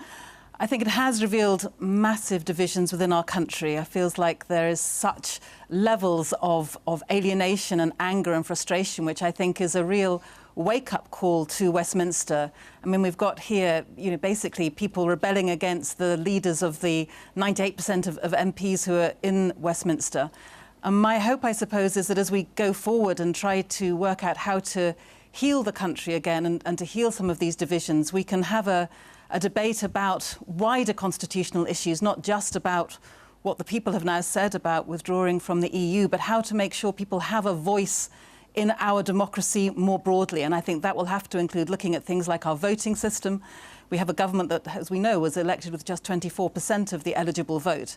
I think part of the anger that we're hearing from around the country actually was less to do with the EU per se and more to do with a sense of just having been unheard, unlistened to for so many years. So are you saying it wasn't actually a vote about whether to remain or leave in the EU? It was a symbolic vote of defiance against MPs in the House of Commons, who, after all, in a majority were in favour of staying, and of this particular government? Is that what you mean? I think the EU was a kind of proxy for very legitimate anger. I mean, we saw it particularly played out over the issue of immigration, where so many people's very real concerns, very legitimate concerns about housing, about public services, about access to health and so forth, so much throughout this campaign was able to be blamed on immigration, when we know in actual fact freedom of movement is bringing finance into the country, and the benefits of that finance were not being properly shared. And so one of the learning points surely would have been that what we should have been doing is not just saying, yes, there's an economic dividend from immigration, but actually making sure that that funding went into the places under greatest pressure so that there was funding for services and, you know, for everything from libraries to leisure centres to make people understand that there really is something for everybody in this. But as you know, the Leave campaign never put a figure on how it wanted to cut immigration. It simply said it would be able to control immigration outside the EU. It begs the question of how many migrants will be allowed in year on year. Well, you're absolutely right, and there was never any clarity from the Leave campaign about how you know, they were going to wave the wand and immigration was going to vanish, even if that's what was wanted. I think that in many ways people have been sold a kind of a snake oil. You know, they've been told that leaving the EU was going to be the solution to a whole range of problems. And what I fear is that actually some of the people who already are hurting most from austerity, from an economic programme that simply isn't helping some of the poorest people, I think they're going to find that leaving the EU is going to make that even worse. Caroline Lucas, thank you very much for joining us. Let's now go to James Landale, who is at the Remain headquarters, or what's left of the Remain headquarters, which doesn't seem to be very much, James. Good morning. Yeah, no, there's not much there here at all now. I have to. The dawn has broken here at the Royal Festival Hall on the south bank of the Thames. We all remember almost 20 years ago, this was where Tony Blair gave that famous speech, "A new dawn has broken, has it not?" that was a moment of extraordinary euphoria amongst the crowds that were outside. I have to say the mood here is pretty much directly the opposite. Most people have left now. The mood was pretty grim. People were hugging each other. There were one or two tears in the corner because they're just sitting there scratching their heads thinking, what on earth went wrong? Some of them are thinking, look, they never had an argument to address the question about immigration. They tried to change it, the debate to the economy, but they never actually addressed the attacks they were getting over immigration. That's one thing. Another point others made is, well, maybe there was too much basic politics. David Cameron versus Boris Johnson. My document is better than your document. Instead of bringing the debate back to what they see as the more fundamental issues. But primarily, a lot of them are just saying, look, the tide was against them on this. That clearly an extraordinary thing has happened here in this vote in the last 24 hours. And they wonder, was there anything they could have done, anything different in this campaign that would have changed that? That's what they're thinking now. Thank you very much, James. Now, Emily Thornberry is with us, Labour MP, Shadow Defence Secretary. What do you make of what's happened? You're looking rather downcast, I have to say. I've been thinking about what Andrea's been saying, and very much one of the slogans that were used by the Brexiteers was "Let's take back control." But what I don't hear from her is what the plan is now. If the pound is now at a lower level than it has been since 1985, we do need to have a plan, and it isn't really enough to kind of say, well, let's sit back and have a think about it. We seem to hear different things from different people, so I think that's very worrying. I think in the end, it's going to be a very challenging period. We are a great country. We can get through this, but it is going to be really hard. You've called the vote, and we haven't heard all the results yet, but if you're right, then it's going to be a very difficult period. And I think, well, leaving aside the plan, leaving aside the economy, leaving aside what we're going to do in order to pull ourselves together, I think we also have to face the fact that half of the people in this country felt that the existing system did not work for them. And I think they felt that Europe was part of that existing system, and we have to be able to face that challenge and to look at... When I was talking to people, they were saying, I'm thinking of voting to leave the European Union because I've got 2 adult sons living with me. They can't move out of the house. There's either not enough homes, Emily, or there are too many people. One of the answers is to leave Europe. Of course, the other answer is to build more homes. But, I'm fed up with not being able to get access to my doctor. There are many things like that were blamed on Europe. Now... So are you saying this referendum was used by the voters as a proxy for punishing both the Labour Party and the Conservative Party for policies over a long period? I think it was a kickback on the establishment, and I think that the EU was part of that. Do you think it was a mistake to hold the referendum? I think, the decision was made. Obviously, it was so much always about Cameron. It was so much about, his position within the Conservative Party, keeping the Conservative Party happy was why we needed to have the referendum. We all know it was about internal Conservative Party politics. And then the election itself was fronted up by David Cameron, and it was very difficult to kind of get in around the side of him in order to be able to argue some of the other issues, which is, very unfortunate, I think. I think that in a way, some of the kind of kicking against the establishment was also part of what we saw in some ways with the election of Jeremy Corbyn, which is he was also seen as an anti-establishment figure. And actually, in many ways, if he'd been able to have an opportunity to speak more than he did, in fact, his kind of, I give the EU 7 out of 10, I've been thinking about this. I think 7.5 out of 10. 7.5 out of 10. I think spoke more truthfully to the British public than some of the other arguments that were being put forward. So I think there's a lot to think about tonight. How do you know it wasn't just people thinking they didn't want to be in the EU? Well, I think when I spoke to people about why they said they didn't want to be in the EU, they did talk about things like, I spoke to a plasterer today who said he was fed up with not being paid enough, knowing there were people breathing down his neck, other people that could get his job. He didn't feel that the terms and conditions that he was living on were good enough. We actually, within Britain, could solve that by making our terms and conditions better, by upping the minimum wage. Those powers actually are in the Prime Minister's hands, whether we're in the EU or not. But people looked to see who can we blame, and they turned their sights on the EU. We'll go on with this in a moment, but first of all, let's have a summary of the news, a full roundup of the news this morning. Here's Rita Chakrabarti. Thank you, David. The BBC forecasts that Britain has voted to leave the EU. With most votes counted, the Leave camp has so far taken 52% of the vote after strong wins in North East England and in the Midlands. The result, when confirmed, will unleash a period of considerable political and financial uncertainty in the country and across the world. Our political correspondent El Nagania's report begins with the moment the BBC announced its prediction. Well, at 20 minutes to 5, we can now say the decision taken in 1975 by this country to join the common market has been reversed by this referendum to leave the EU.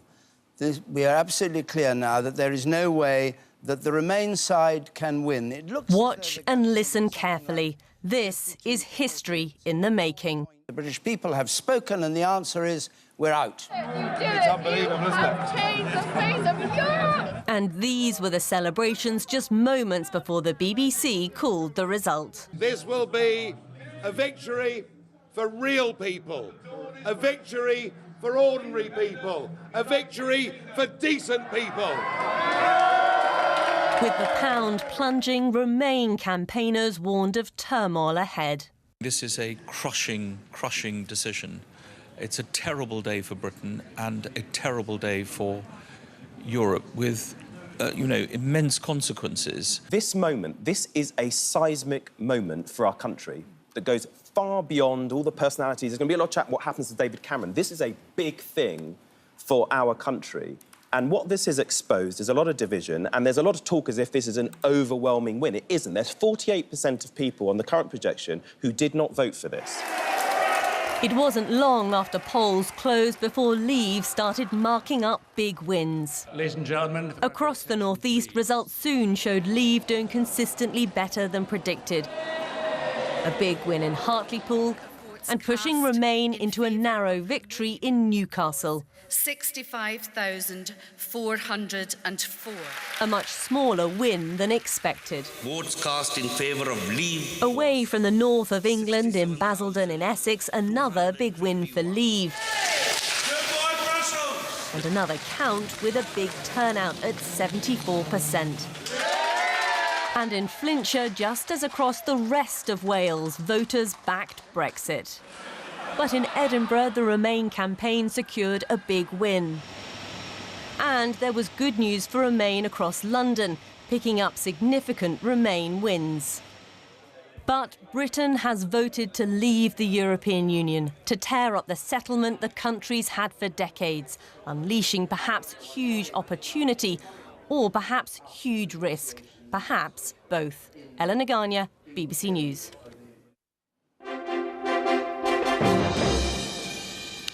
So let's look for a moment at Northern Ireland and the crucial border between Northern Ireland and the south of Ireland. Mark Devonport is our Northern Ireland editor. What do you think the consequences of Britain, the UK, leaving the EU will be for that border? We heard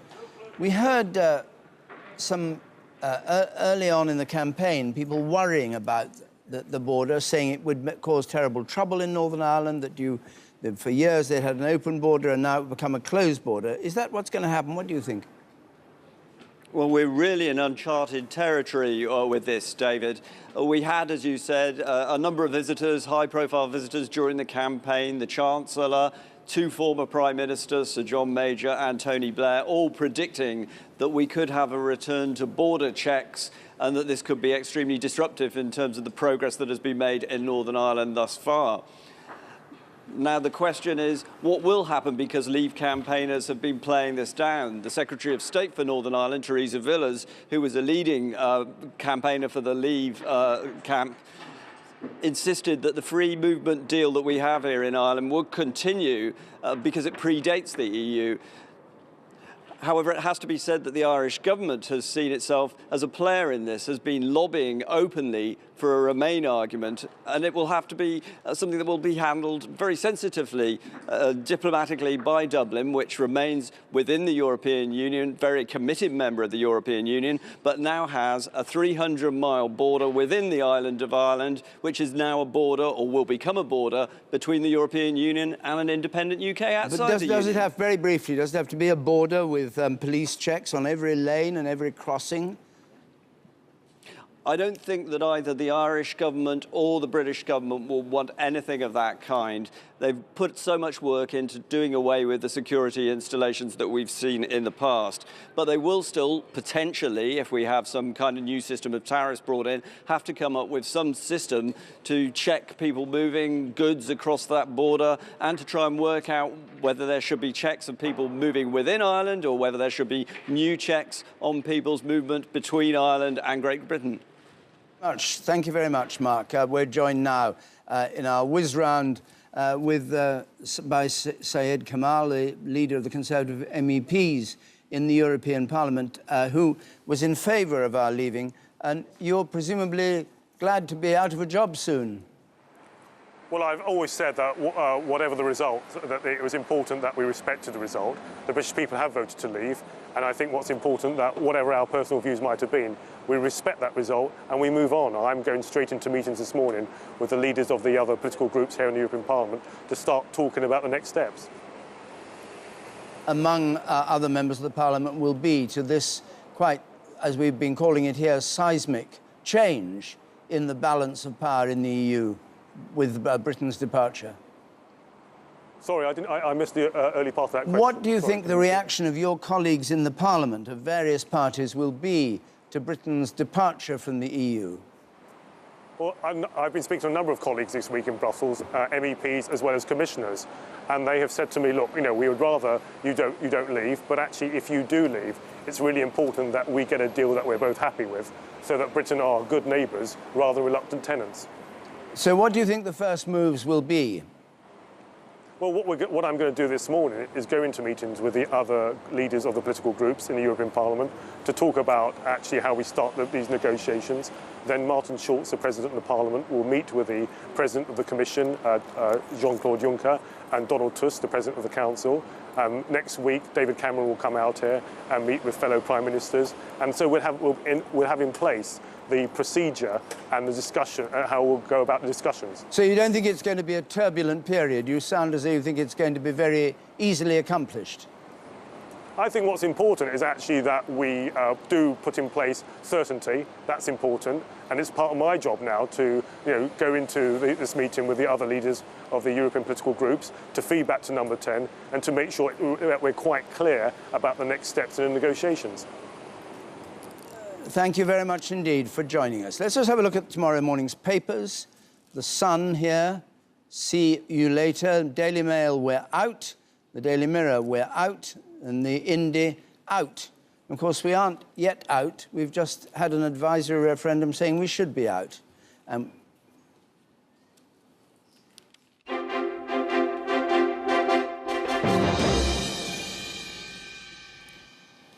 So, see you later, we're out, we're out. Vernon Bogdanor, Professor of Government, what is the next step? What is the rational way for this democratic decision to be implemented? Nothing much will happen immediately. The only immediate effect will be that the settlement that David Cameron achieved in February will not come into play.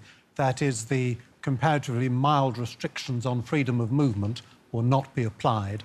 But the next step will be for David Cameron to tell the European Council next week how Britain has voted and invoke Article 50 of the Lisbon Treaty, which is the legal procedure by which... Well, you hardly have to tell them how they voted. They've heard it. Well, they have... Say, oh, by the way, you don't know this, but actually Britain's voted out. No, he'll have to make a formal approach to the European Council. Until he does that, nothing can actually happen.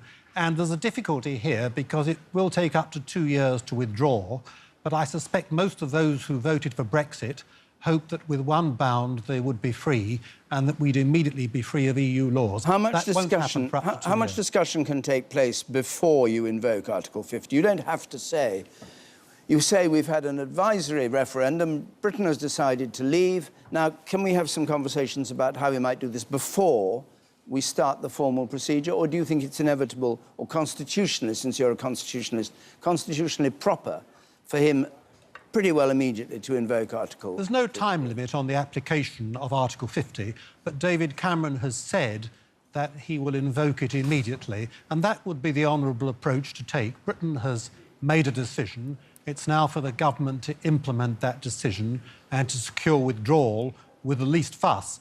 It's worth saying that the withdrawal agreement is not the same as a trade agreement, and the Brexiteers themselves are divided on whether Britain should have a trade agreement with the European Union or not.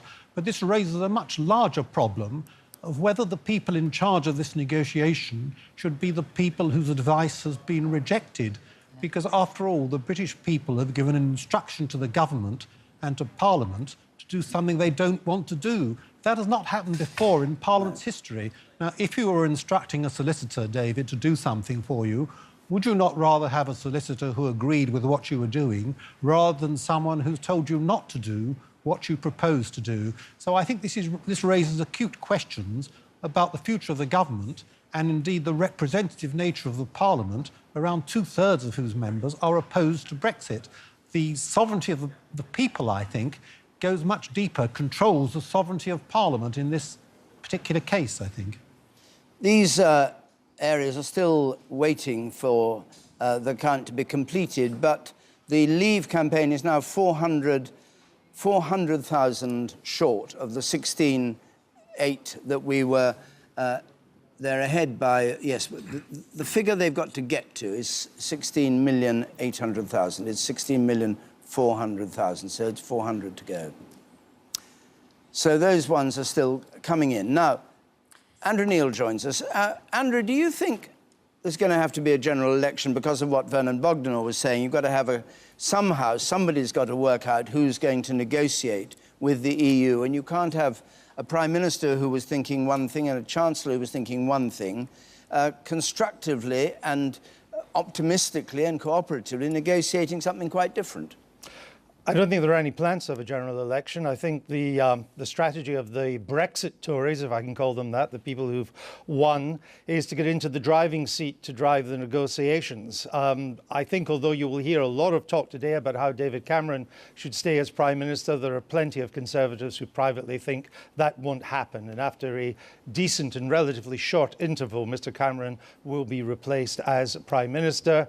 One Tory said to me, how can we let a man who got such a useless renegotiation, his words, not mine, for this referendum, then handle our divorce negotiations? So I think you'll see a new team in place, and if a lot of Tories get their way, probably a new Prime Minister as well, sometime this summer. What do you think it will mean for the EU as a whole, the EU without us? Well, Remain has said this will be a crisis for Britain. We'll see in the weeks and months ahead if that's true. I think there's no question. It is certainly a crisis for the European Union. It comes at a time when the European Union couldn't be weaker to cope with this. The Eurozone economies are still struggling to get out of stagnation. They're only just above 1% growth. There is a looming Italian banking crisis which could bring them back down. They've got the migration crisis still going as well.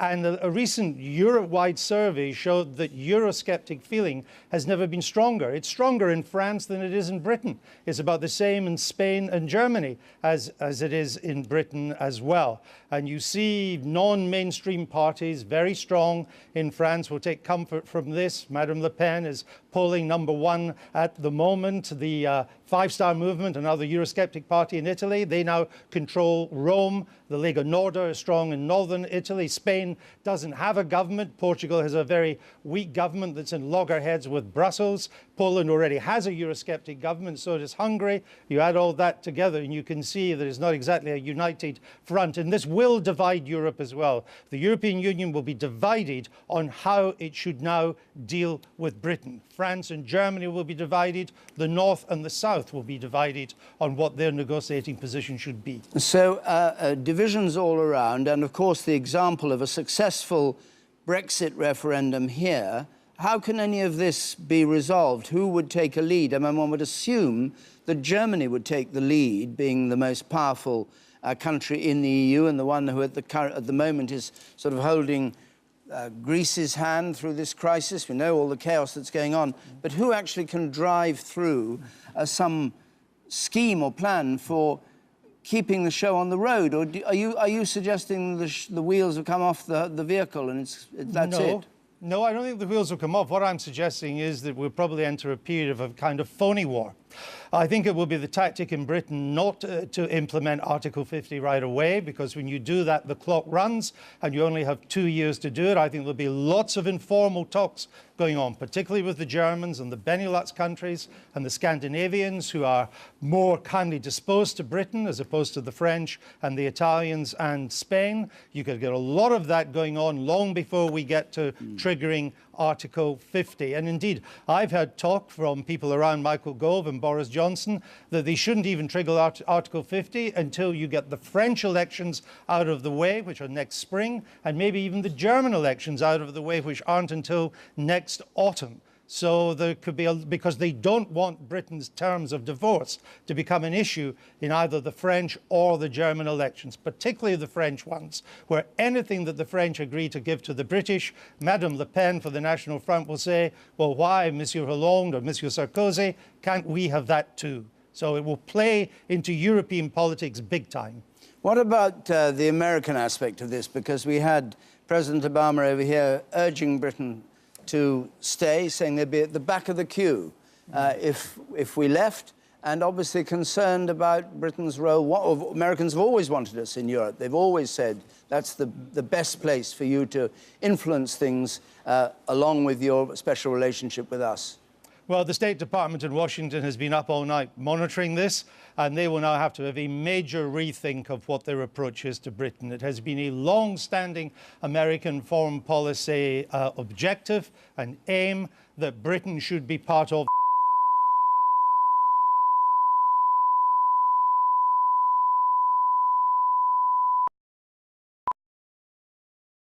the European Union. That has been true of democratic governments and Republican governments. That will now no longer be the case. So American foreign policy will now have to come to terms with a Britain that is not part of the EU, but will still have to deal with the EU. It will need to look at beefing up its relations, particularly with Germany, but also to some extent France too, and wonder how it can now develop a more bilateral foreign policy with London. So it's a big change and the end of a historic period in American foreign policy towards Britain as well.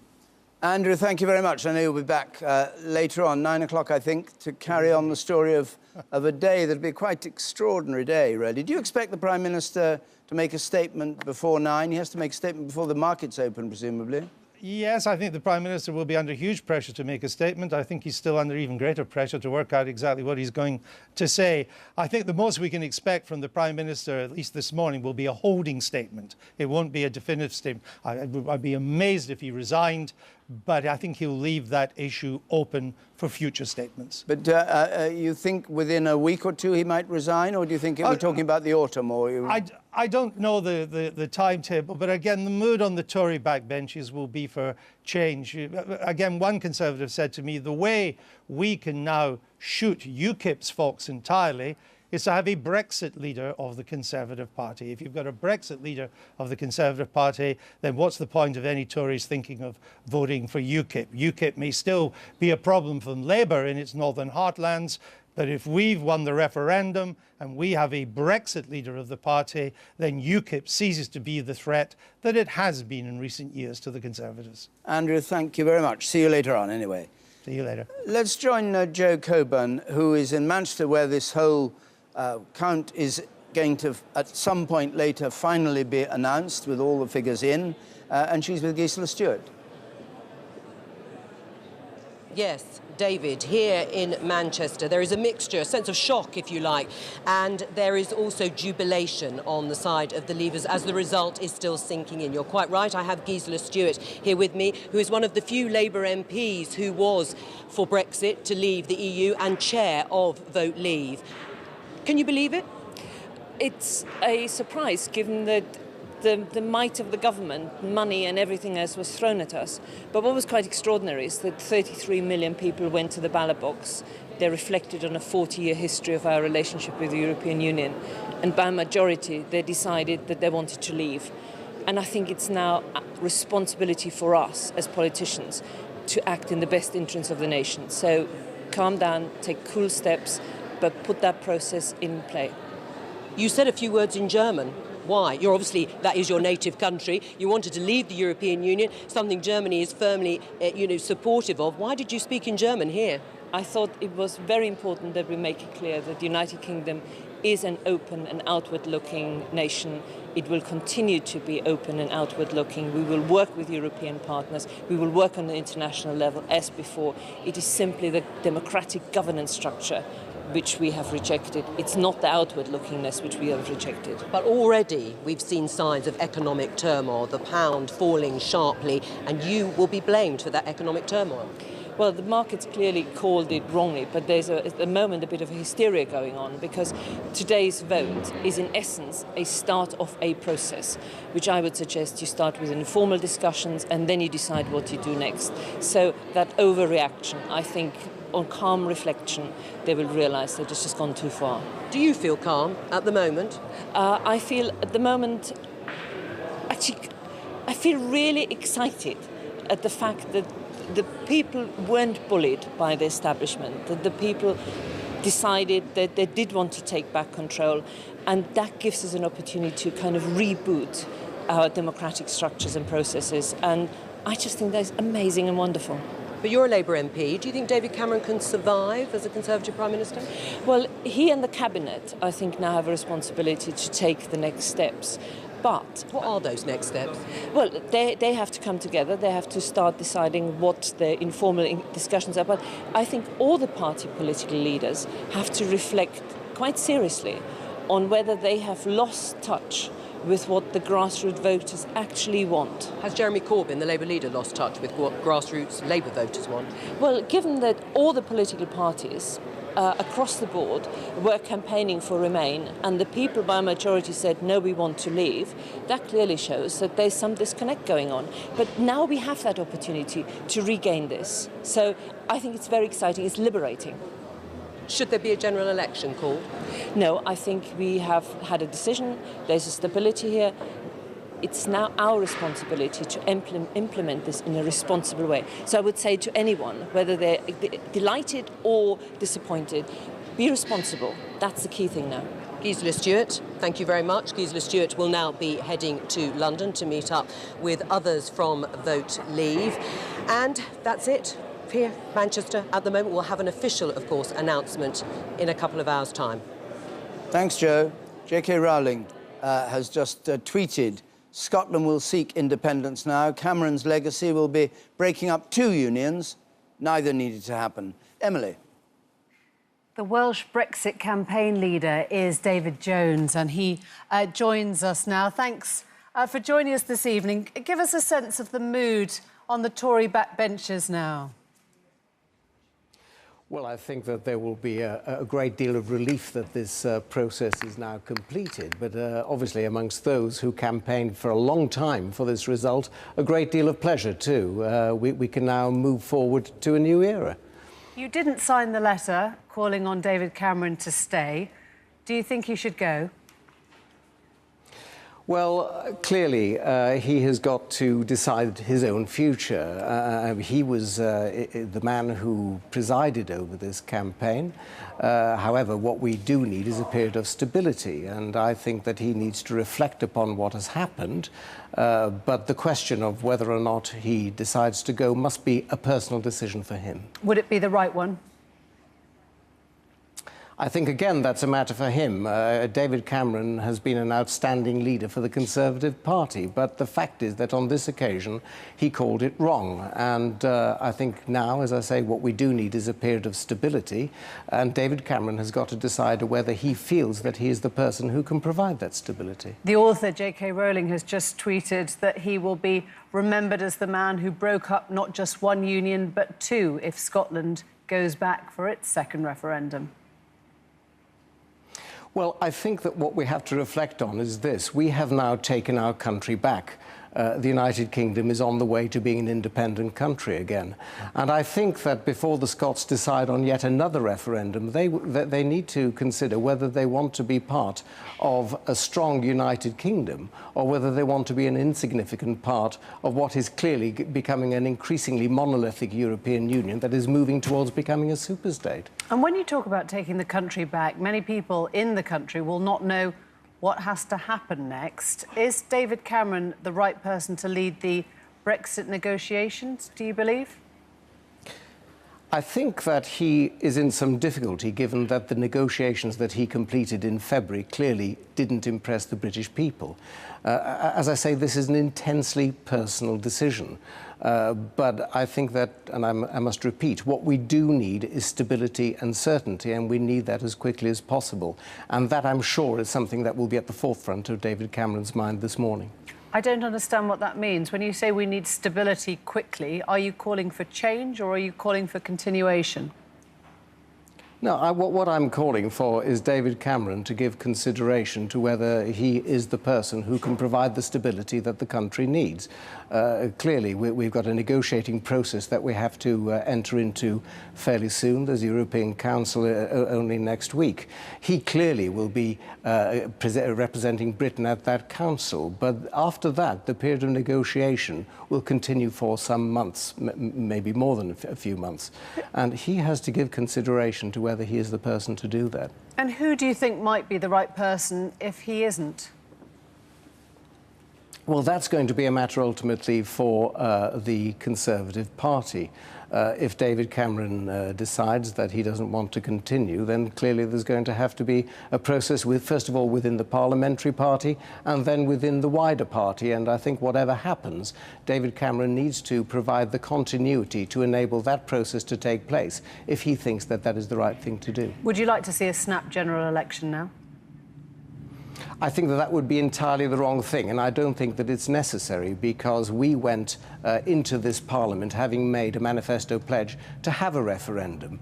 We've had that referendum. It's come up with a clear result on the part of the British people, and that must always have been foreseen by the government when they drafted that manifesto. Okay. So I don't think that another election is necessary at all. David Jones, thank you very much. David?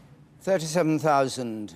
bottom right-hand corner of the screen there, needed for victory for the Leave campaign. And we'll just perhaps wait until we cover that. I think we've just reached that point. There we are. That is now statistically, mathematically there, that the Leave campaign have won. And we're expecting, at the end of the count, 52% for Leave, 48% for Remain. Quite an extraordinary moment. Not in terms of the way people voted, because it was all the way through, people have said, it was a very close-run thing, but in terms of a turnaround for British foreign policy, British policy towards the EU, British internal policy, British policy on immigration, you name it, everything now is up for change because of this decision. And however you look at it, it's an earthquake that has happened. And what happens after earthquakes, well, we wait to see. From your point of view, you're quite confident. Yes. Fantastic news. Absolutely brilliant for the United Kingdom. Absolutely brilliant. It's superb. Emily? In Northern Ireland, they voted 56% to remain, and now they're going to have a border between Northern Ireland and the south. The security implications of that have yet to be worked through. The implications for that, for the peace process, have yet to be worked through. I think, and what's odd as well in Northern Ireland is, of course, that the politicians were all arguing that they should go, but the people of Northern Ireland, of whatever background they came from, voted to remain. I think it's going to be a very difficult situation there, and that is going to be our border with the European Union. That is where we will, you know, if anybody wants to come into Britain, and obviously one of the things you were talking about was taking control of our borders, how are we going to take control of that border? That's another question, I think, that we need to be asking today. Let's just see those figures. I'll come to you in a moment, Vernon, but let's see the figures on our now sunlit House of Commons. The Leave campaign on 16,835, and that's Winning post was 776,000.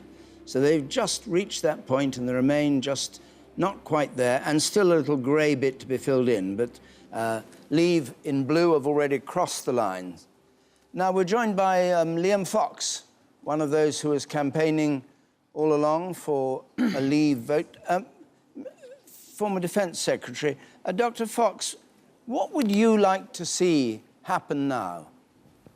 Well, first is to have a period of some calm so that people can understand that it's not, as the papers say this morning, that we're out. It's going to be some time before we leave the European Union, and we'll have a period where we can disentangle ourselves. We want to leave on good terms. We want to cooperate where it's in our mutual interest to do so, and we need to have a period of stability. And to that end, I would like to see the Prime Minister today announce that he will be staying on so that we don't add political instability into the mix. So what you're saying is we've not left, it's just that we've announced that we want to leave. That's where things stand at the moment. Well, that's technically correct. Yes, but the Prime Minister has said that he would implement Article 50, the withdrawal procedure, immediately if there was a vote to leave. You think he shouldn't perhaps do that, or he should? A lot of things were said in advance of this referendum that we might want to think about again, and that's one of them. I think that it doesn't make any sense to trigger Article 50 without having a period of reflection first for the Cabinet to determine exactly what it is that we're going to be seeking and in what timescale.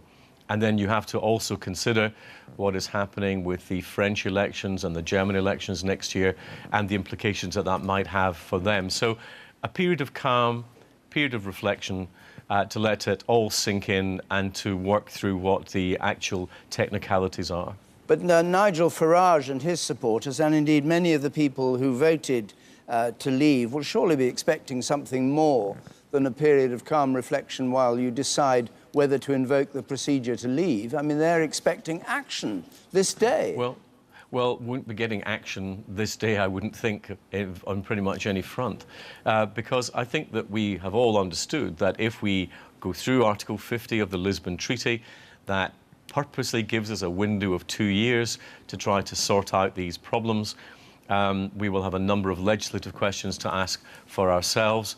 But I think what is clear is that we have now decided to change the course of our history, and I hope to also change the course of European history. The British people have taken a really courageous view, which is to say that managed decline in a failing entity of the EU is not to be our destiny.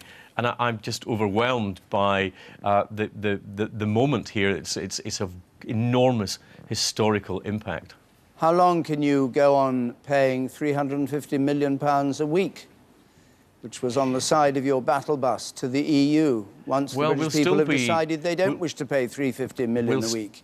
Yeah, well, we'll still be required to fulfil these obligations that we have under our current negotiations until such time as we leave. Well, shouldn't you crack along and speed it all up and get it done and dusted as soon as possible? Well, of course, if we can get it done under the Article 50 agreement more quickly, then that would be great. If we can come to mutual agreements on things like trade and some of those security arrangements, that would be wonderful. And I think that there's a very strong incentive to do so, because it is in the interests of both the other countries in the European Union and now Britain, as we will be outside the European Union, to maximise our cooperation.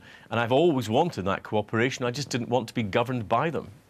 I don't quite understand how you see the Prime Minister, who fought so hard on the other side, suddenly changing and saying, oh, I see, that's what you want. You want to support. Right, this is how I'll negotiate that. I mean, he went to Brussels, he had a negotiation that you said was a failure, and you would no doubt think was part of the reason that he didn't win the referendum. How can he then sort of act as though it was what he wanted all along? This British people have spoken, and I will now take charge, and this is how we'll do it. I would perfectly understand if the Prime Minister felt very bruised after this result. He urged for one course of action and the public chose another. But that's democracy, and especially that's true of a referendum, which is very binary. And I think that there is a very strong instinct in David Cameron that understands the element of duty in public life.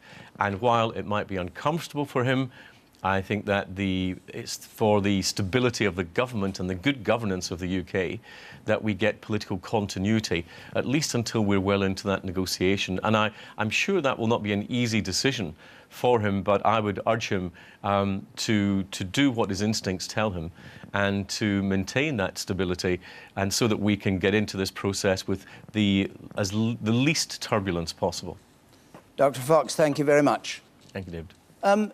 Jeremy, should we just have a look at the story which has now unfolded for people who just joined us to see what it is that happened this evening and last night as the results were counted? It started 8 hours ago, didn't it, David? It seems like a lifetime ago now, and doubtless the man behind that door of number 10 has some serious questions to answer about what he does next, as Dr. Fox was just saying there. Let's just go back, shall we, to the start of the night and the very, very early result, which rang all kinds of warning bells for the Remain side, was Newcastle. Now, this was supposed to, you'll see it come on our Downing Street there, coloured up in yellow, because it did vote to Remain, but only just, and it was supposed to go quite substantially for Remain.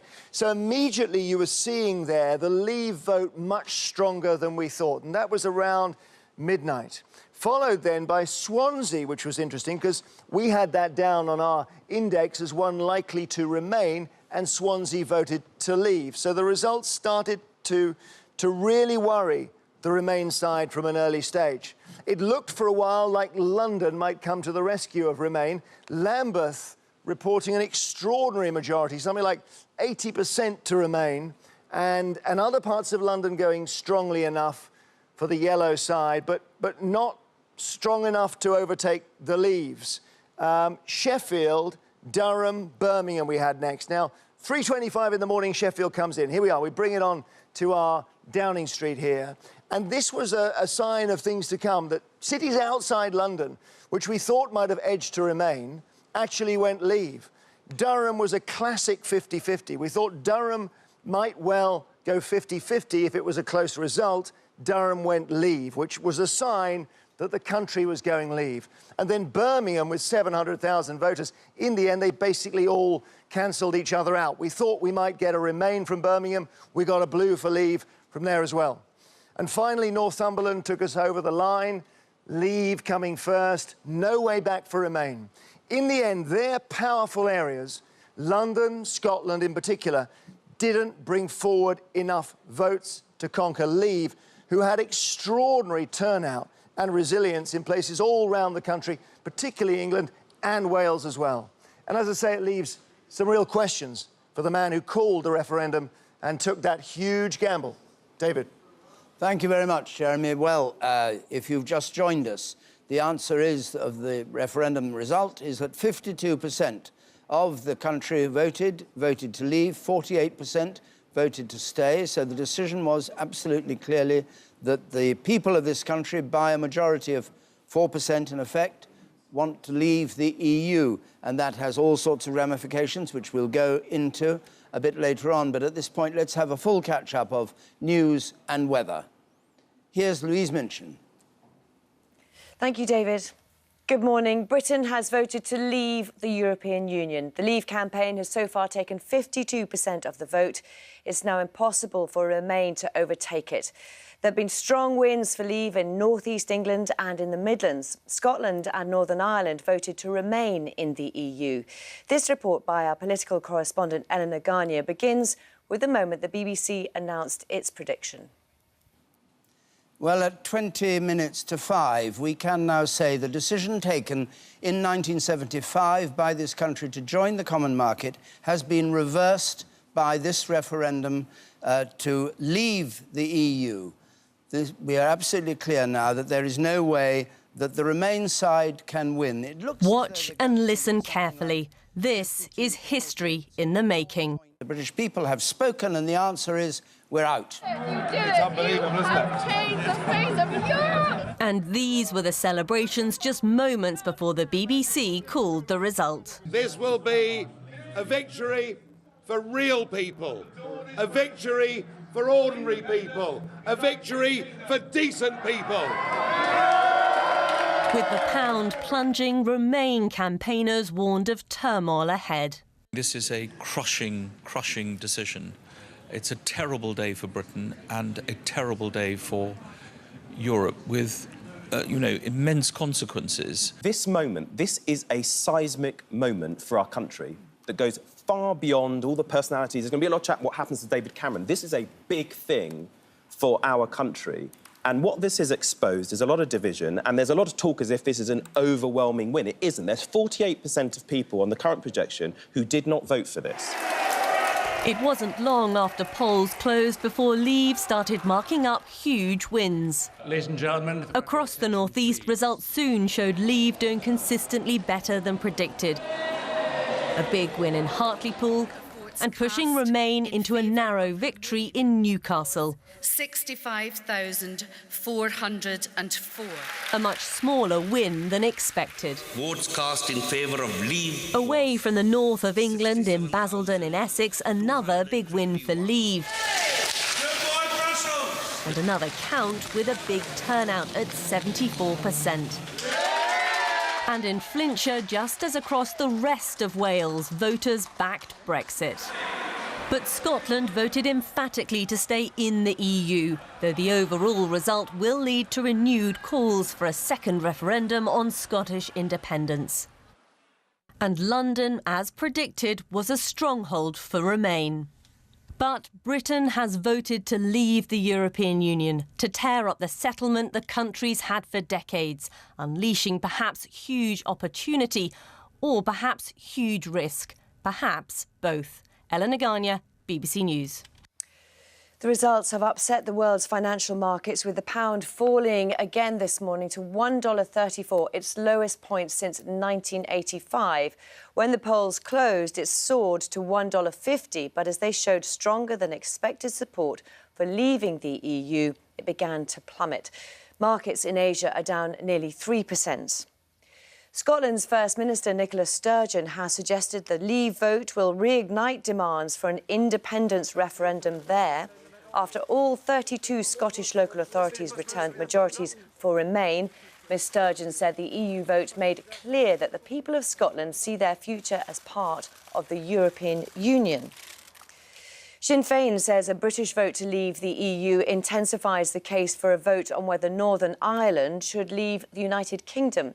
The comments from the largest Irish nationalist party followed a result which saw 11 of the 18 constituencies voting to stay in the European Union. So that's the very latest for you. More, of course, in a few moments. First, though, let's catch up with the weather.